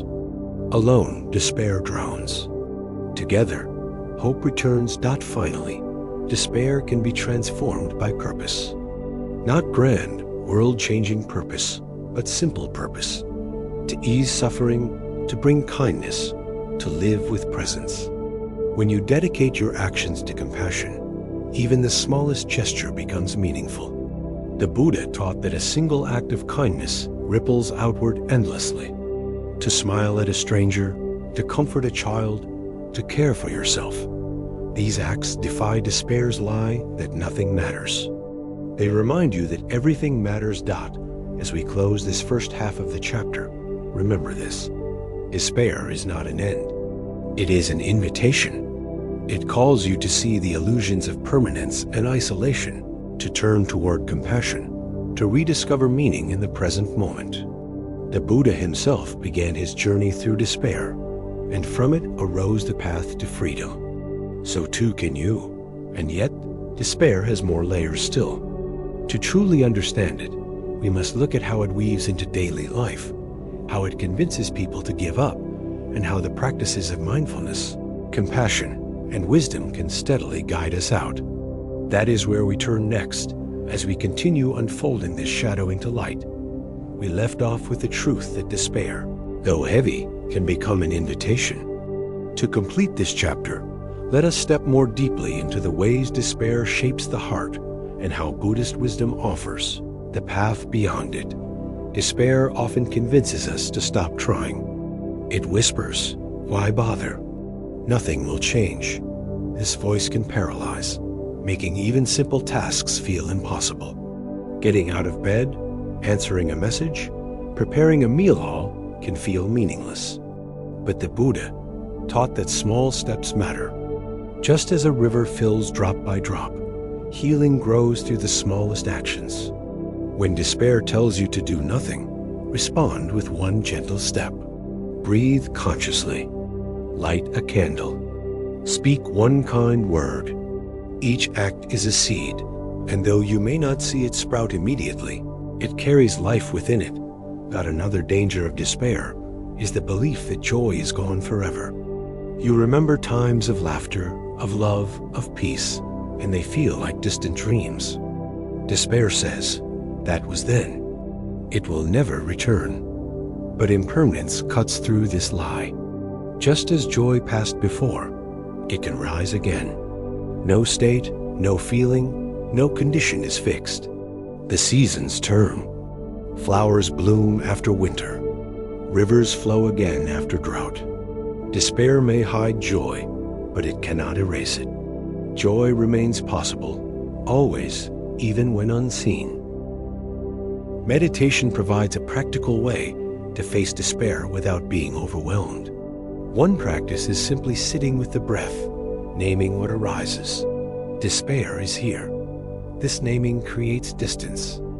You are not saying, I am despair. You are saying, despair is visiting. The shift is subtle but profound. You are no longer defined by the feeling. You are the host, and despair is a guest. Guests do not stay forever. By holding this perspective, you create space for despair to come and go without consuming your identity. Gratitude is another powerful counterforce. At first, despair resists it. You may think, there is nothing to be grateful for. But gratitude does not deny suffering. It coexists with it. Even in despair, you can notice one thing: the warmth of sunlight, the sound of birds, the presence of breath. Gratitude is not a cure, but it is a crack in the wall. Through that crack, light enters. Over time, gratitude widens the crack until despair can no longer seal you in darkness. The Buddha also spoke of right view, the understanding that suffering is part of life, not a sign of failure. Despair often makes you believe something is wrong with you for feeling it. But suffering is not personal. It is universal. To hold despair with right view is to remember that it is not punishment, not weakness, but part of the human journey. When you accept this, shame dissolves. You no longer add suffering to suffering by blaming yourself. You simply meet despair as it is, with honesty and compassion. Community remains one of the strongest antidotes. Alone, despair grows louder. Together, its voice softens. Sharing your struggle, hearing others share theirs, creates a bond that weakens despair's lie of isolation. In Buddhist practice, chanting, meditating, and studying together create collective strength. When your flame flickers, others' flames keep the light alive. This is the gift of Sangha, a reminder that you do not walk alone, even in the darkest night. Sometimes despair arises from injustice, from seeing suffering in the world and feeling powerless. Wars, poverty, cruelty, these can crush the spirit. But here too, Buddhist wisdom guides us. The teaching of compassionate action, karuna, reminds us that even small acts matter. You cannot solve all suffering, but you can ease some. To feed one hungry person, to comfort one grieving heart, to speak one word of peace, these acts ripple outward. Despair says, nothing matters. Compassion replies, everything matters. In acting with compassion, you reclaim meaning. Another practice is reflection on the three jewels: the Buddha, the Dharma, and the Sangha. In moments of despair, remembering these treasures brings stability. The Buddha shows that awakening is possible. The Dharma shows that a path exists. The Sangha shows that you are not alone. These reflections are like anchors in stormy seas. They remind you that despair is not the whole story. There is a path, a light, a way forward. Finally, it is important to see despair not only as suffering, but as a doorway. Many who have walked through despair discover deeper compassion, deeper wisdom, deeper resilience. They learn to cherish life more fully because they have known its fragility. They learn to see others with more tenderness because they have known deep pain. Despair breaks the heart open, and in that breaking, light can enter. The Buddha himself turned despair into awakening. And so can we. As we close this chapter, let us carry forward this truth. Despair is not final. It is not the last word. It is a valley, yes, but valleys lead to mountains. It is a night, yes, but nights end with dawn. When despair comes, meet it with awareness, with compassion, with patience. Trust that it will pass. Trust that even in darkness, seeds of hope are growing unseen. And now, we turn to another shadow anger. If despair is the collapse of meaning inward, anger is the explosion outward. Anger burns, it lashes, it destroys, yet beneath its fire lies deep pain. Just as stress, money, relationships, anxiety, loneliness, and despair have carried lessons. So too does anger. In the next chapter, we will explore this fire and discover how Buddhist wisdom teaches us not to fear it, but to transform it into clarity and compassion. Anger is the fire that burns within the human heart. It rises quickly, it spreads wildly, and it often leaves destruction in its wake.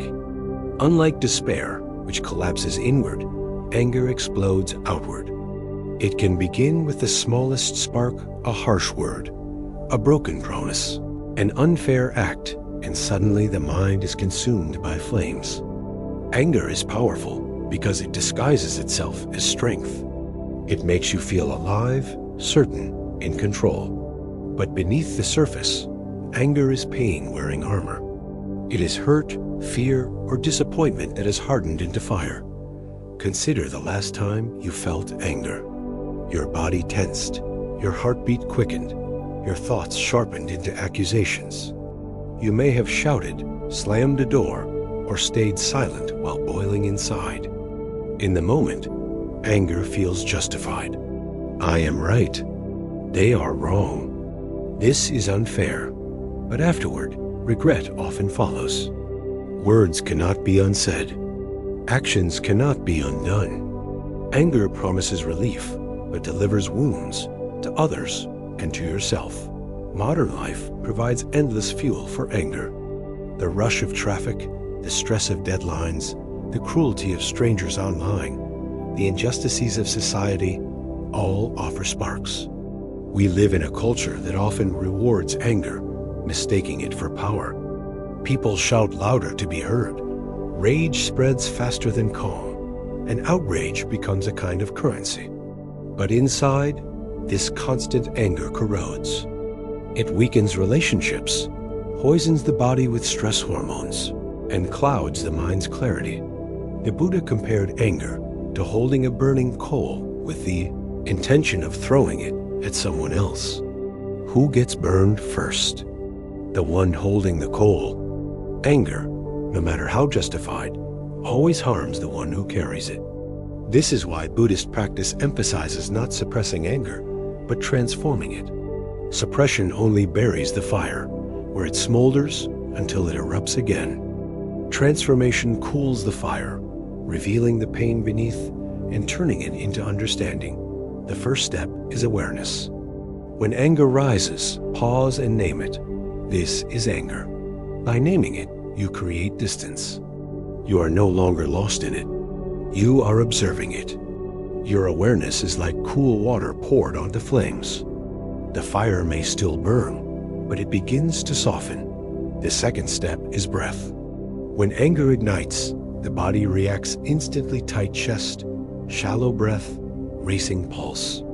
By returning to deep, slow breathing, you signal to the body that it is safe. Each inhale brings oxygen. Each exhale releases tension. Breath does not erase anger, but it prevents it from consuming you. The third step is compassion. Beneath every anger lies pain. Someone spoke harshly, and you felt disrespected. A promise was broken, and you felt abandoned. A situation was unfair, and you felt powerless. The root is always pain. When you look deeply, you see that the one who angered you is also suffering. They act from ignorance, fear, or their own wounds. This does not excuse harm, but it opens the door to compassion. Instead of fueling anger, compassion asks, what pain lies beneath this action? Another practice is patience. The Buddha described patience as the highest form of asceticism, not denial of food or comfort, but the ability to endure anger without reacting. Patience is not weakness. It is the strength to wait until the fire cools, until words can be spoken with clarity instead of heat. Patience prevents regret. It gives space for understanding to arise. Forgiveness also plays a role. Anger clings to the past, replaying offenses, keeping wounds alive. Forgiveness does not mean forgetting or excusing. It means releasing the chain that binds you to the fire. It means setting down the coal. In forgiving, you free yourself first. Yet anger is not always destructive. It can also be a teacher. It reveals what you care about. Anger at injustice shows your longing for fairness. Anger at betrayal shows your longing for trust.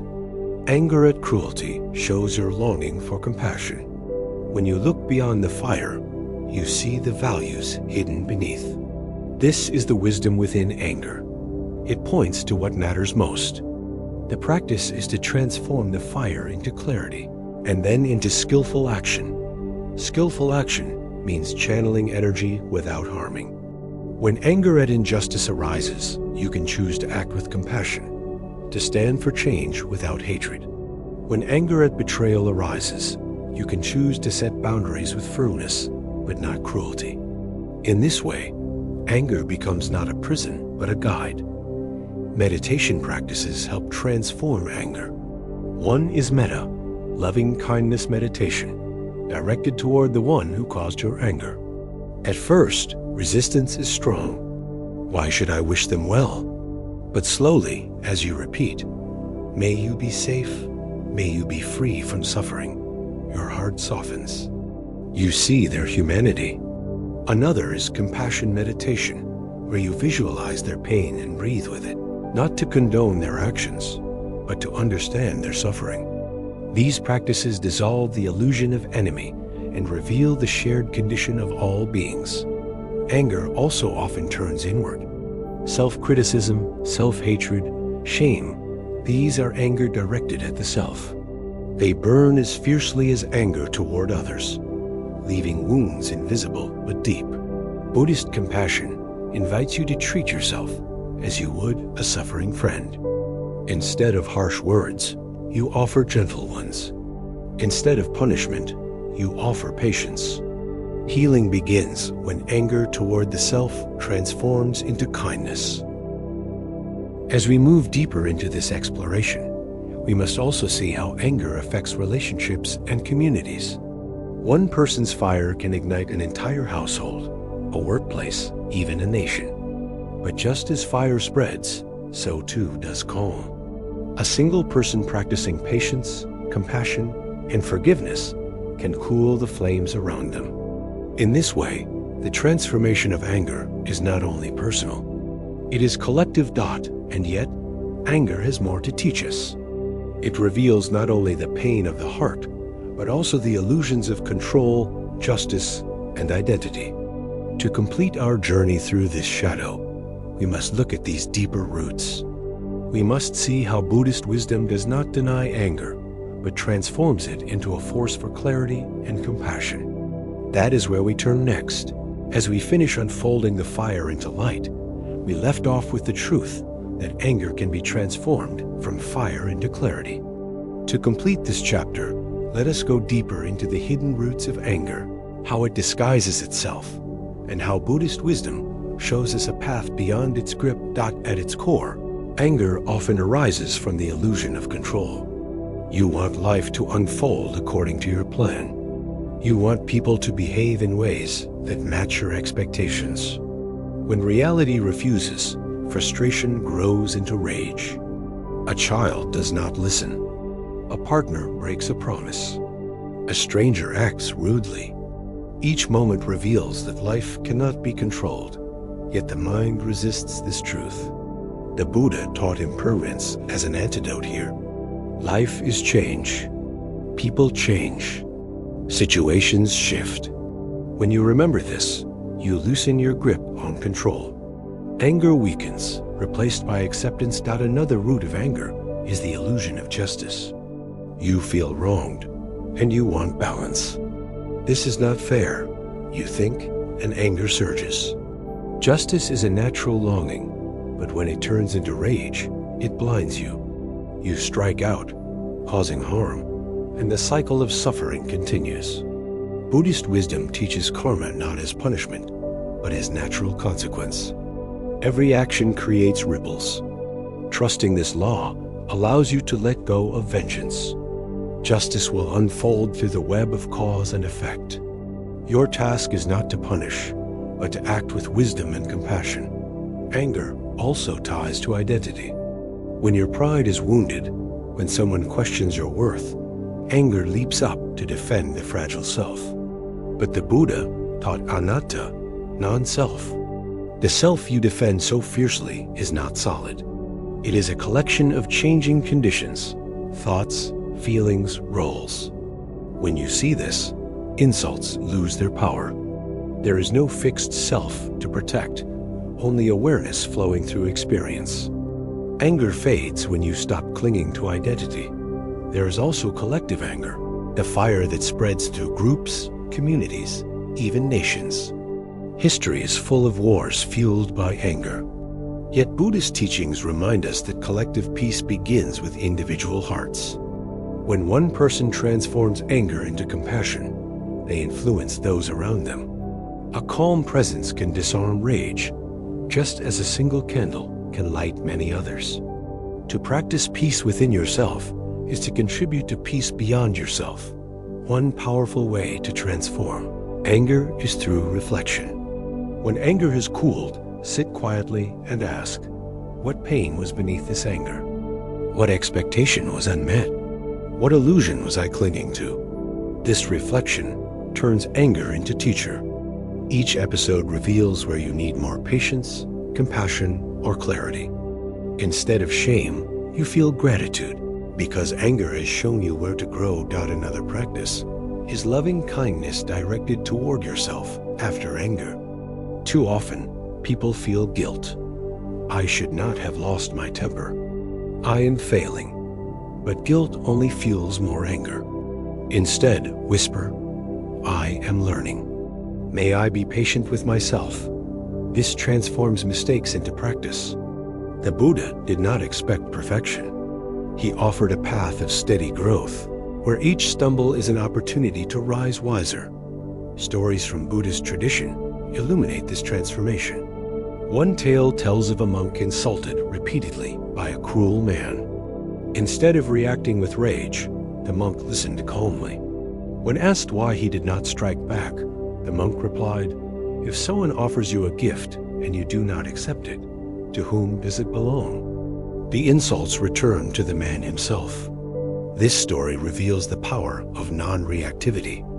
You cannot control others' actions, but you can control whether you take in their anger. Modern science echoes this. Studies show that anger activates the body's stress response, harming health.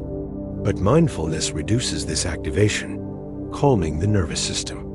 Each breath, each pause, literally changes the body's chemistry. Buddhist practice is not only spiritual, it is physiological healing. Forgiveness, too, is both spiritual and practical. When you forgive, you release your own suffering. The Buddha once said, hatred is never appeased by hatred. By non-hatred alone is hatred appeased. This truth applies not only to enemies, but to yourself. When you release anger, you create space for peace. As we close this chapter, remember, anger is not evil. It is energy, born of pain and longing. When left unchecked, it burns destructively. When transformed, it becomes clarity, strength, and compassion. The fire need not consume you. It can illuminate your path. And now, we step into another shadow fear. If anger is the fire, fear is the shadow that fuels it. Fear hides behind stress, money, relationships, anxiety, loneliness, despair, and anger itself. It whispers of loss, of danger, of failure. Fear binds the heart, shrinking life into survival. But Buddhist wisdom, once again, offers freedom, not by denying fear, but by meeting it with presence and courage. That is the journey ahead.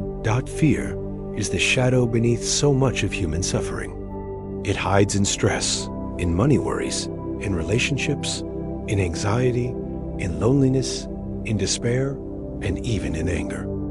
Fear is the voice that says, you are not safe. You might lose. You might fail. You might be hurt. It shrinks the heart, narrows the mind, and makes life feel like a battlefield. Fear is not only about danger in the present moment, it is about imagined futures, about stories the mind creates. It is a prison built from what if. Think about how often fear shapes your choices. You may stay in a job you hate because you fear insecurity. You may remain silent in relationships because you fear rejection. You may avoid dreams because you fear failure. Fear convinces you that safety lies in shrinking, in avoiding, in hiding. And yet, the more you obey fear, the smaller your life becomes. What begins as protection turns into confinement. The Buddha understood fear deeply. Before his awakening, he faced it in the forests as he meditated alone at night. He heard sounds, imagined dangers, felt terror in his body. Instead of fleeing, he sat with it. He breathed with it. He allowed fear to rise and fall without running. Through this practice, he discovered a truth. Fear, like all emotions, is impermanent. It feels overwhelming, but it cannot last. When you stop resisting it, fear passes like a storm. The first step to transforming fear is awareness. When fear arises, notice it. Feel the racing heart, the tense muscles, the quick breath. Say quietly, "This is fear." By naming it, you create space. You remember that you are not the fear. You are the one who sees it. This shift is powerful. The fear may still shake the body, but awareness steadies the heart. The second step is breath. Fear pulls you into the future, into stories of what might go wrong. Breath brings you back to the present. In this moment, right now, are you safe? Often the answer is yes. The danger exists only in the mind. Each breath anchors you here, reminding you that the present is manageable, that the future is not yet real. Breath dissolves the illusion of fear by grounding you in reality. The third step is compassion. Fear often carries shame. You may think, "I should be braver. I should not be afraid." But shame only deepens suffering. Buddhist compassion invites you to meet fear with kindness. Place a hand on your heart and whisper, "It is okay to feel fear. May I be gentle with myself." This softens the harshness, reminding you that fear is part of being human. Even the Buddha felt fear. You are not failing. You are simply alive. Another practice is visualization. Imagine fear as a small child trembling. Instead of scolding or rejecting it, you hold it gently. You say, "I am here. You are safe." By doing this, you integrate fear instead of fighting it. The child represents the vulnerable part of yourself that longs for safety. When you comfort it, you comfort your own heart. Fear also thrives on illusion. It convinces you that you cannot handle loss, failure, or pain. But Buddhist wisdom reveals that you can. Impermanence teaches that all states, even pain, pass. Non-self teaches that you are not fixed. You are resilient, adaptable. Interconnection teaches that you are supported, not alone. Each teaching weakens fear's foundation. Consider the fear of death, perhaps the deepest fear of all. This fear shapes countless choices, often unconsciously. The Buddha taught that to contemplate death is not morbid, but liberating. When you accept death as natural, fear loosens its grip. You stop wasting life in avoidance and start living fully. You cherish each moment because you know it is precious. Death awareness turns fear into gratitude. Asterisk fear also appears in society, in politics, in media, in conflict. Leaders use fear to control, to divide, to manipulate. But here too, Buddhist wisdom offers clarity. When you see fear as a tool, you refuse to be ruled by it. You respond not with panic, but with presence. Calm becomes resistance. Compassion becomes power. Meditation practices help train the mind to meet fear. One is mindfulness of the body, noticing sensations of fear without judgment. Another is walking meditation, grounding yourself step by step, proving to the body that it is safe. Another is chanting, letting the rhythm and sound calm the nervous system. Each practice interrupts fear's spiral, bringing you back to stillness. And fear, like anger, can be a teacher. It shows you where you cling, where you resist, where you doubt your strength. When you look into fear, you find your deepest values.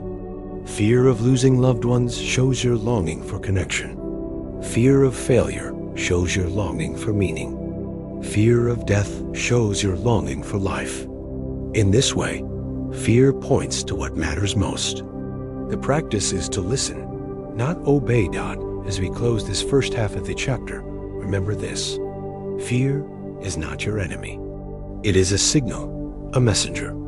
It tells you where your heart is tender, where your clinging is strong, where your illusions still live. When met with awareness, breath, and compassion, fear loses its power.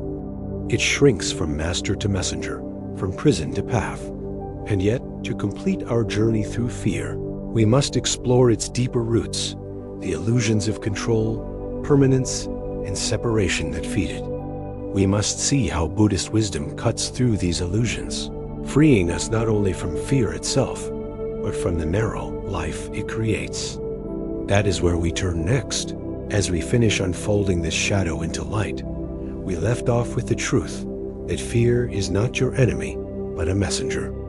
To complete this chapter, let us explore the deeper roots of fear, how it deceives us, and how Buddhist wisdom untangles its grip. One of the strongest roots of fear is the illusion of control. The mind clings to the belief that if you plan carefully, if you prepare enough, if you work tirelessly, you can prevent every loss, every failure, every disappointment. But reality never follows perfectly. Jobs are lost, people leave, health changes, accidents happen. When life breaks through your illusion of control, fear surges. The Buddha's teaching of impermanence reveals the truth. Control is never absolute. Life cannot be forced into certainty. The path to peace is not tightening control, but loosening the grip. When you release the demand for certainty, fear loses its foundation. Another root is the illusion of permanence. Fear arises because you believe what you love must last forever. You cling to health, relationships, possessions, as if they could remain unchanged. The thought of losing them terrifies you. Yet impermanence is reality. The Buddha taught that everything conditioned will pass. This truth sounds harsh, but it is actually liberating. If loss is natural, then love is precious, not because it lasts forever, but because it exists now. Fear fades when you shift from clinging to cherishing. Each moment becomes a gift, not a guarantee. Separation is another illusion. Fear thrives when you feel alone, cut off from others, facing life's dangers by yourself. But interconnection teaches that you are never alone. Your breath is connected to trees, your food to the earth, your safety to countless unseen people. Fear tells you the world is against you. Wisdom shows that the world sustains you. To see interconnection is to dissolve fear's story of isolation. A deeper look reveals that fear also hides an identity. You fear losing your role, your reputation, your image. Who will I be if I fail? Who will I be if they leave? Who will I be if I cannot perform? But the Buddha taught anatta, non-self. The self you defend is not fixed. It is fluid. When you see that identity is not permanent, fear of losing it weakens. You realize that who you are is larger than any role, larger than any label. Awareness itself cannot be taken away. Fear also feeds on memory. Past wounds replay, convincing you that pain will repeat. You avoid risks, not because the danger is real now, but because memory insists it will be. Mindfulness interrupts this cycle. By anchoring in the present, you see that memory is not destiny. The past shaped you, but it does not define you. Fear rooted in memory loses its power when you live in now. Another teaching that softens fear is the middle way. Fear often pushes us to extremes. Avoid everything that feels risky. or plunge recklessly to prove courage. Both extremes create suffering. The middle way is steady, balanced. It does not deny fear, but it does not bow to it either. It meets fear with calm, walking step by step, neither fleeing nor forcing.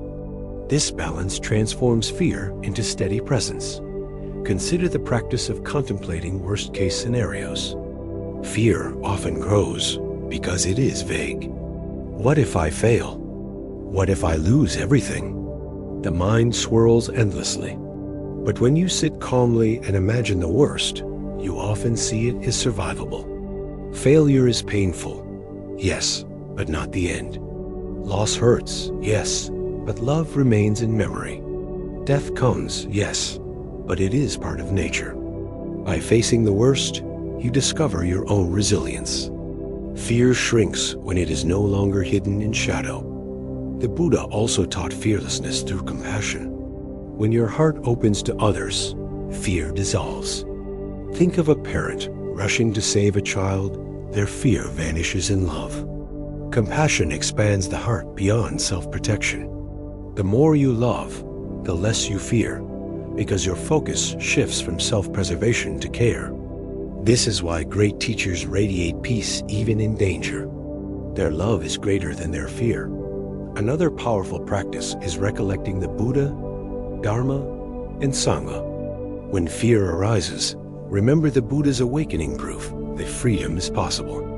Remember the Dharma, the teachings that guide you through uncertainty. Remember the Sangha, the community that supports you. These reflections remind you that fear is not stronger than the path. You walk a road that countless others have walked, and you are not alone. Modern life often amplifies fear with constant exposure to danger in media, with uncertainty in economy and politics, with personal struggles in relationships and health. But Buddhist wisdom remains timeless. Each breath, each act of compassion, each remembrance of impermanence brings you back to safety, not in guarantees, but in presence. As we close this chapter, carry forward this truth. Fear is not a wall. It is a doorway. It shows you where you cling, where you resist, where you forget your strength. When you meet fear with awareness, breath, and compassion, it transforms. It no longer shrinks your life. It deepens it. Fear becomes not the end of freedom, but the beginning of courage. Now, we turn to another shadow of modern life, the endless cycle of busyness and distraction. Fear shrinks life into survival, but busyness robs life of depth. People fill every moment with noise, tasks, screens, and obligations, leaving no space for silence, no space for awareness. And yet, as the Buddha taught, silence is where wisdom grows. In the next chapter, we will explore the prison of constant busyness and the liberation of mindful stillness. Busyness is the mask that many in modern life wear, but behind it often lies emptiness. People rush from one task to another, filling calendars, checking phones, answering emails, chasing deadlines. From the outside, this looks like success, productivity, even purpose. But inside, many feel exhausted, disconnected, and numb. Busyness has become a badge of honor, a way to prove worth. Yet beneath it is often fear, the fear of stillness, the fear of facing oneself, the fear of silence. Think of a typical day for many people. Wake up to an alarm, rush through breakfast, hurry to work, spend hours in meetings, answer endless messages, scroll through news and social media, rush home, collapse in front of the screen, then repeat tomorrow. Rarely is there a pause, a breath, a moment of real presence. Life becomes a blur of doing, but not of being. The tragedy is that in chasing everything, people miss the one thing that matters, the present moment. The Buddha warned against this endless cycle. He described it as samsara, the wheel of suffering, where beings run endlessly, never finding rest. Modern busyness is a form of samsara. It promises fulfillment, but delivers exhaustion. It distracts from suffering, but never heals it. It keeps people moving so fast that they forget to ask, why am I moving? Where am I going? What is the purpose?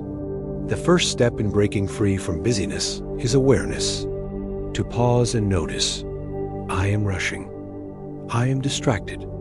I am filling silence with noise. By noticing, you break the spell. You remember that you have a choice.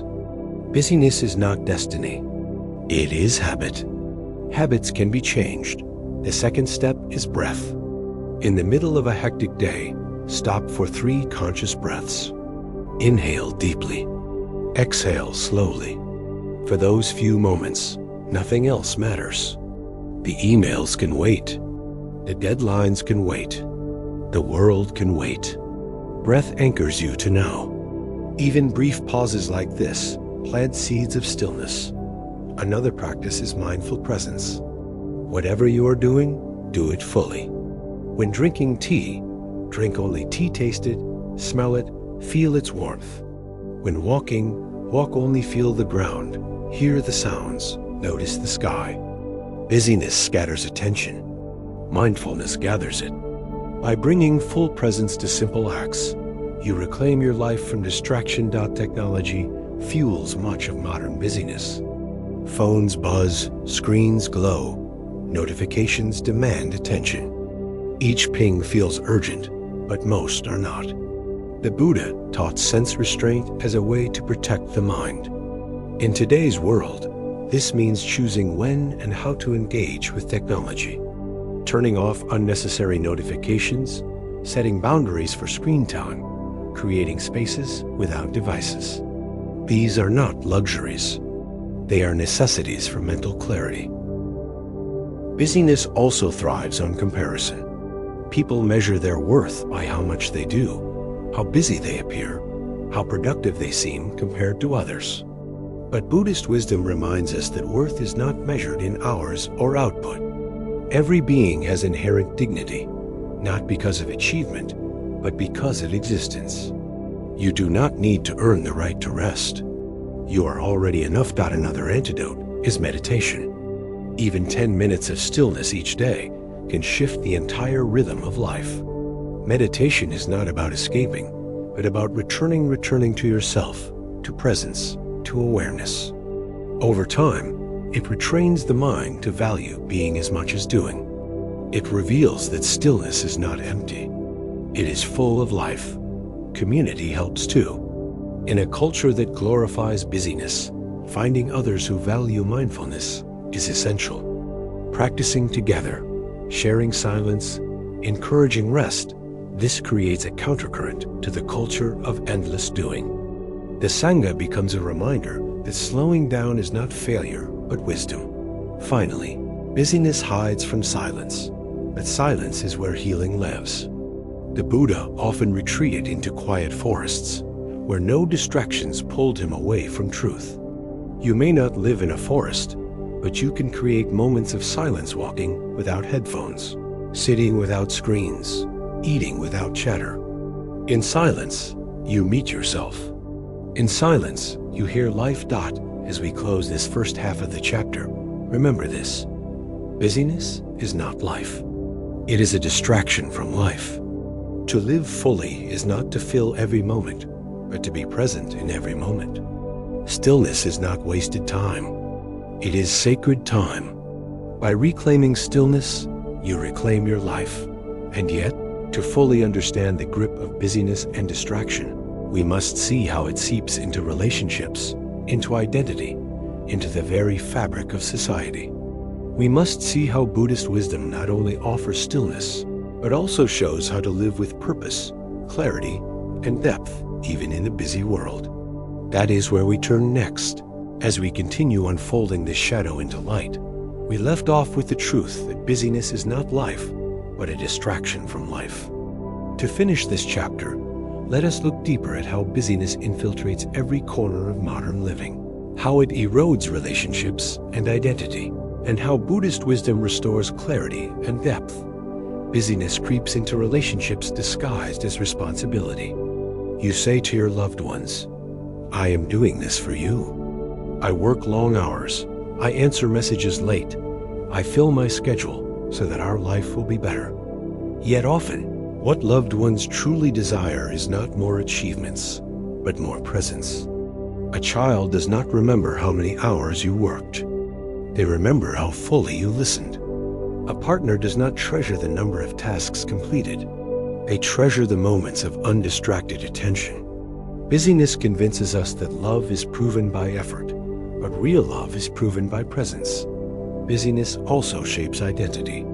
In many cultures, when someone asks, "Who are you?" the answer is often, "I am what I do." Identity becomes tied to roles: worker, parent, achiever, provider. Without constant activity, you may feel worthless, as if stillness means failure. But Buddhist teaching of non-self invites a radical freedom. You are not your role. You are not your busyness.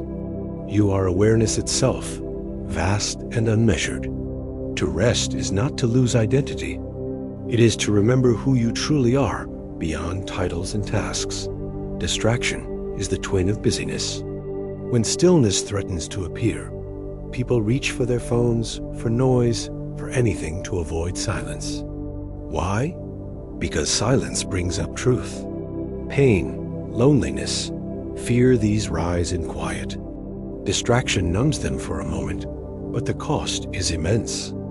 Life becomes a blur, a constant flicker of screens without depth. The Buddha taught that facing suffering is the only way to end it. When you stop running from silence, you find that pain can be held, breathed through, transformed. What once felt unbearable becomes the doorway to freedom. One antidote is intentional pauses woven into daily life. Before opening the computer, pause for 3 breaths. Before answering the phone, pause and smile. Before eating, pause and give thanks. These micro moments shift the rhythm of the day. They remind you that life is not just tasks to be checked, but moments to be lived. Another practice is mindful consumption. The Buddha emphasized guarding the senses, not as deprivation, but as protection. In today's world, this means being careful with what you allow into your mind: news, shows, conversations, images. Ask, does this nourish peace, or does it feed restlessness? Choose wisely. Each choice shapes the mind. Just as the body weakens on junk food, the mind weakens on junk input. Mindful consumption strengthens clarity. Busyness also masks deeper fears. Fear of not being enough. Fear of being judged. Fear of facing mortality. By staying busy, people avoid these fears, but they never escape them. Buddhist wisdom invites us to face these fears directly, to sit with them, to breathe with them, to see that they are not as solid as they appear. By facing fear, busyness loses its hold. You no longer need to hide in constant motion. You can rest without guilt, because you have seen that rest is not weakness, it is wisdom. The middle way offers balance. Busyness is one extreme constant activity, endless distraction. Sloth is the other extreme: avoidance, lethargy, denial. The middle way is not about rejecting work, but about integrating work with presence. It is about working with mindfulness, resting with mindfulness, living with mindfulness. Balance is the key. Too much doing leads to burnout.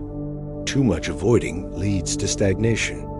The middle way leads to freedom. Community practice helps too. When people around you value only productivity, it is hard to step out of busyness alone. But when you join a sangha, a mindful community, you are reminded of another way. Sitting in silence together, walking slowly together, eating mindfully together, these acts strengthen your resolve. Together, you remember that life is not a race, but a journey to be walked with awareness. As we close this chapter, remember this: busyness is not proof of worth. Distraction is not protection from pain. To slow down, to be present, to rest, this is not failure. It is wisdom. The Buddha's life itself is a reminder. Though he taught and served countless beings, he always returned to silence, to meditation, to the forest. He knew that without stillness, there is no clarity. And without clarity, there is no freedom. Now, we turn to the final chapter of our journey, the search for meaning itself. After stress, money, relationships, anxiety, loneliness, despair, anger, fear, and busyness, one question remains. What is the purpose of it all? Why live? Why strive? Why practice? Many people today struggle not only with problems, but with the deeper sense that life itself has no meaning. The Buddha's wisdom addresses this most fundamental pain, offering not abstract philosophy, but a lived path to fulfillment. That is the journey ahead. After all the shadows we have walked through: stress, money struggles, broken relationships, anxiety, loneliness, despair, anger, fear, and busyness, one question remains at the root of them all. What is the meaning of life? Why do we endure so much, strive so hard, and suffer so deeply? For many people today, the heaviest pain is not stress or even despair itself, but the sense that life has no real purpose. Without meaning, all effort feels hollow. Without meaning, even joy feels fragile. Without meaning, life itself can seem like an empty stage where we play our roles without knowing why. This search for meaning is not new. From ancient times, humans have asked, "Why am I here? What is the point of all this?" Yet modern life makes the question even sharper.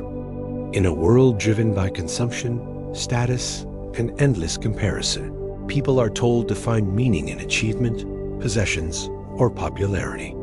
But these never last. The job is lost, the possessions fade, the attention shifts. And once again, the heart asks, is this all there is? The Buddha faced this question directly. Before his awakening, he lived in luxury, surrounded by every pleasure. Yet he felt the hollowness beneath it. He saw that no amount of wealth or comfort could shield him from aging, sickness, or death. He left his palace not to escape life, but to discover its true meaning. What he found was not a philosophy to debate, but a path to walk. Meaning, he discovered, is not something given from outside. It is something uncovered within. The Four Noble Truths provide a foundation for meaning. They teach that suffering is real, that it has causes, that it can end, and that a path exists toward that end. In this view, meaning is not about avoiding suffering, but about transforming it. Every challenge becomes part of the path. Stress becomes an invitation to mindfulness. Anxiety becomes a doorway to presence. Loneliness becomes a teacher of compassion. Meaning is discovered not by escaping pain, but by seeing pain as the seed of awakening. Another layer of meaning comes from compassion. The Buddha taught that life finds fulfillment not in self-centered pursuits, but in easing the suffering of others. When you comfort a friend, when you care for a child, when you show kindness to a stranger, you participate in something larger than yourself. This is not abstract. It is lived meaning, experienced in the warmth of connection. Compassion turns ordinary acts into sacred ones. A smile, a meal shared, a hand held, these become profound when offered with love. Impermanence also reshapes meaning. At first, impermanence may seem to strip life of purpose. If nothing lasts, why bother? But the truth is the opposite. Because nothing lasts, every moment is precious. Because tomorrow is uncertain, today matters. To drink tea mindfully, to listen fully, to breathe deeply, these become acts of meaning because they cannot be repeated exactly. Meaning is not found in permanence. It is found in presence. That meaning also arises from awakening itself. The Buddha discovered that beneath the illusions of craving and clinging lies freedom. To wake up to this truth is to live with clarity, peace, and compassion. This awakening is not reserved for monks or saints. It is available in every breath, every moment of awareness, every act of kindness. Awakening gives life meaning because it reveals that we are not trapped in endless suffering. We are capable of freedom, but many people today struggle with nihilism, the belief that nothing matters at all. This belief can feel like truth when faced with the suffering of the world. Yet Buddhist wisdom responds not with denial, but with practice. Even if the universe offers no fixed meaning, you can create meaning through how you live. Each choice to be mindful, to be kind, to be compassionate creates meaning here and now. The Buddha did not declare the ultimate meaning of existence. He showed how to live meaningfully in the midst of uncertainty. Community deepens this meaning. Alone, life can feel empty. Together, life feels purposeful. Practicing with others, sharing silence, supporting each other, these create bonds that remind us why we are here. The Sangha is not only a support system, it is meaning embodied. In community, you realize that your life touches others, and theirs touches yours. You see that meaning is not solitary, but relational. Work itself can be transformed by meaning. Right livelihood, one of the steps of the Noble Eightfold Path, teaches that how you earn and act matters. Work is not just a way to survive. It is a way to serve. When your actions reduce harm and increase well-being, they carry meaning beyond a paycheck. Even simple tasks, when done with mindfulness and compassion, become expressions of purpose. As we close this first half of the final chapter, remember this: meaning is not a destination to find, but a way of living to cultivate. It is discovered in mindfulness, in compassion, in presence, in community, in awakening. Life does not need a grand external purpose to be meaningful. The purpose is lived, moment by moment, through how you meet yourself and others with awareness and love. And yet, to fully unfold this truth, we must look deeper into how meaning transforms even suffering into a path of joy. How Buddhist wisdom reframes life itself as an opportunity for awakening, and how hope arises naturally when life is lived with awareness. That is where we turn next, as we complete this journey through pain into peace. We left off with the truth that meaning is not a destination to find, but a way of living to cultivate. To complete this final chapter, let us go deeper into how Buddhist wisdom reframes life itself, how suffering becomes a teacher, and how true hope arises when we live with awareness. Suffering, when seen through ordinary eyes, looks like proof that life is meaningless. If pain is everywhere, if loss is certain, if death comes for all, then what is the point? But the Buddha reversed this view. He taught that suffering is not a dead end, but the very starting point of awakening. Without sickness, we would never cherish health. Without loss, we would never treasure love. Without impermanence, we would never feel urgency to awaken. Suffering itself becomes meaningful when we see it as a call to wake up, to practice, to love more deeply. Another way meaning arises is through service. When life feels empty, turn outward. Help someone else. Ease their burden. Listen to their story. Share what you can. In doing so, you discover that meaning does not depend on cosmic answers. It blossoms in compassion. To lift one person from despair is enough. To make one heart feel less alone is enough. Service transforms the endless, "Why am I here?" into the simple, "I am here to love." Hope is also reborn through presence. The mind often looks for meaning in the future. One day, I will find purpose. One day, I will achieve enough. But Buddhist wisdom calls us back to now. This moment is already full. To breathe, to smile, to sit in awareness, this is meaningful. You do not need to wait for a distant goal. Each moment lived with mindfulness is already complete. Hope is not found in some far horizon. It is found in the miracle of being alive right now. The teaching of interconnection also deepens meaning. Your life is not separate. Every action ripples outward. A kind word can echo through generations. A mindful act can inspire countless others. You may think your life is small, but in truth it is vast, because it touches the whole. Interconnection reveals that meaning is not limited to personal achievement. It is woven into the great web of life. To live with compassion is to participate in something infinite. Contemplation of death, far from removing meaning, magnifies it. When you remember that life is finite, each moment grows precious. Instead of wasting time on endless busyness or shallow pursuits, you focus on what matters: love, awareness, compassion. Death awareness does not darken life. It brightens it. It strips away the trivial and leaves only the essential. In this clarity, meaning shines. Another truth is that meaning does not need to be grand. Many people think their lives must accomplish something monumental to be worthwhile. But the Buddha's teaching shows otherwise. Meaning is found in small acts lived with awareness. Sweeping the floor mindfully, sharing food with gratitude, listening without judgment.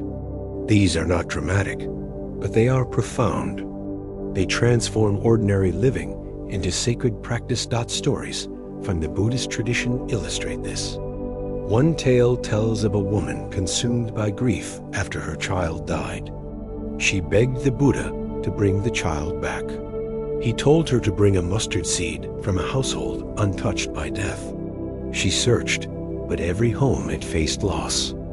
In her search, she discovered she was not alone. Her grief was part of the human condition. In that realization, she found peace. The story shows that meaning is not in avoiding suffering, but in awakening to our shared humanity. Meditation itself becomes a living answer to the question of meaning. Each time you sit, each time you breathe mindfully, you affirm that life has depth beyond distraction. Meditation is not escape. It is participation in the fullness of being. It teaches that meaning is not something to think about endlessly, but something to experience directly in awareness. As we close this final chapter, let us gather the truths we have uncovered. Meaning is not given from outside. It is created in how you live with awareness, with compassion, with presence. Suffering itself becomes meaningful when it awakens you. Service gives life purpose beyond the self. Presence makes each moment complete. Interconnection reminds you that your life touches all life. Impermanence teaches you to cherish now. And death itself gives urgency and depth to every breath. This is the heart of Buddhist wisdom. Life's meaning is not an answer to be found, but a path to be walked. Each step, each breath, each act of love is the meaning. You are not waiting for purpose. You are living it right here, right now, and now. As we prepare to close this long journey, let us weave everything together. We have faced the shadows of modern life stress, money struggles, broken relationships, anxiety, loneliness, despair, anger, fear, and busyness. We have discovered that each shadow hides a doorway, and that Buddhist wisdom offers not escape, but transformation. In the final conclusion, we will gather these truths into one vision of hope, a gentle call to live with awareness and compassion, a reminder that freedom is possible for every heart. We have traveled far together. From the first step, where we named the pain of modern life, to each chapter where we explored stress, money, relationships, anxiety, loneliness, despair, anger, fear, busyness, and finally, the search for meaning. This has been a journey through shadows. Yet at every turn, we discovered that Buddhist wisdom does not deny these shadows. It meets them, it embraces them, and it transforms them into light. Let us remember what we have seen. Stress born of constant pressure can be met with mindfulness, pausing, breathing, grounding in the present. Money worries, endless in modern society, can be softened by remembering enoughness, by practicing generosity, by seeing that true wealth is inner peace. Relationships, so often tangled in expectations and wounds, can be healed with compassion, truth, and the courage to love without clinging. Anxiety, with its racing thoughts and restless nights, can be met with awareness, with breath, with the calm of seeing thoughts as passing leaves on a stream. Asterisk loneliness, the ache of disconnection, can be transformed by remembering interconnection, by practicing loving kindness, by daring to show up authentically. Despair, the darkest valley, becomes not an end, but a beginning when we see it as an invitation to awaken, to rediscover meaning through compassion and presence. Anger, the fire that burns, can be cooled with patience, reflection, and forgiveness, turning its energy into clarity and strength. Fear, the shadow that shrinks life, becomes a messenger, showing us where we cling, where we resist, where we can grow into courage. Busyness, the prison of endless distraction, loosens its grip when we embrace stillness, when we reclaim silence as sacred, when we learn that being matters as much as doing. And finally, the search for meaning, so often haunted by nihilism, by emptiness, by endless questions, finds its resolution, not in abstract answers, but in lived practice. Meaning is discovered in awareness, in compassion, in service, in presence. Life becomes meaningful, not because it lasts forever, but because it is here now, precious and fleeting dot together. These truths form a single thread. They remind us that suffering is not a mistake, not a punishment, not a reason to despair. Suffering is the teacher, the doorway, the call to awakening. The Buddha's path begins not by denying suffering, but by seeing it clearly. From that seeing, compassion arises. From compassion, freedom grows. So what does this mean for you? Here and now, listening to these words? It means that you are not broken. Whatever stress you carry, whatever fear grips you, whatever despair you feel, these are not signs of failure. They are part of being human. They are invitations. Each one is a doorway to practice. Each one can be transformed. It also means you are not alone. The Buddha walked this path. The Sangha, the community, walks it still. Countless people across the world, across time, have faced what you face and discovered peace. You walk in their footsteps. Their strength can become your strength. Their awakening shows your awakening is possible. And most of all, it means freedom is real. Not freedom from pain, not freedom from impermanence, but freedom within them. Freedom to live fully, even when storms come. Freedom to love without clinging. Freedom to face death without fear. Freedom to be present, to breathe, to smile, to live with compassion. This is not theory. This is practice, available in every moment. Pause for a moment now. Feel your breath. Inhale, exhale. Notice the life in your body, the beating of your heart, the flow of air, the ground beneath you. This moment is enough. This moment is meaningful. This moment is life itself, alive, precious, fleeting, complete. The call of this journey is simple yet profound. Live with awareness. Love with compassion. Cherish the present. Serve where you can. Rest when you must. Trust that even in suffering, freedom is possible. Trust that even in darkness, light is already present. Trust that your life, exactly as it is, carries meaning. And so we end, not with answers carved in stone, but with a path to walk. A path of breath, of presence, of kindness. A path that transforms stress into mindfulness, money worries into generosity, relationships into compassion, anxiety into calm, loneliness into belonging, despair into awakening, anger into clarity, fear into courage, busyness into stillness, and emptiness into meaning. This is the gift of Buddhist wisdom, to turn pain into practice, to turn suffering into awakening, to turn life itself into freedom. As you go forward, remember, you are the sky, vast and open. Thoughts, fears, stresses, all are passing clouds. They come and go, but the sky remains. You are not the storm. You are the sky, May you walk in awareness. May you rest in compassion. May you live in freedom. May you know that peace is possible. And may this journey not end here, but continue with every breath you take.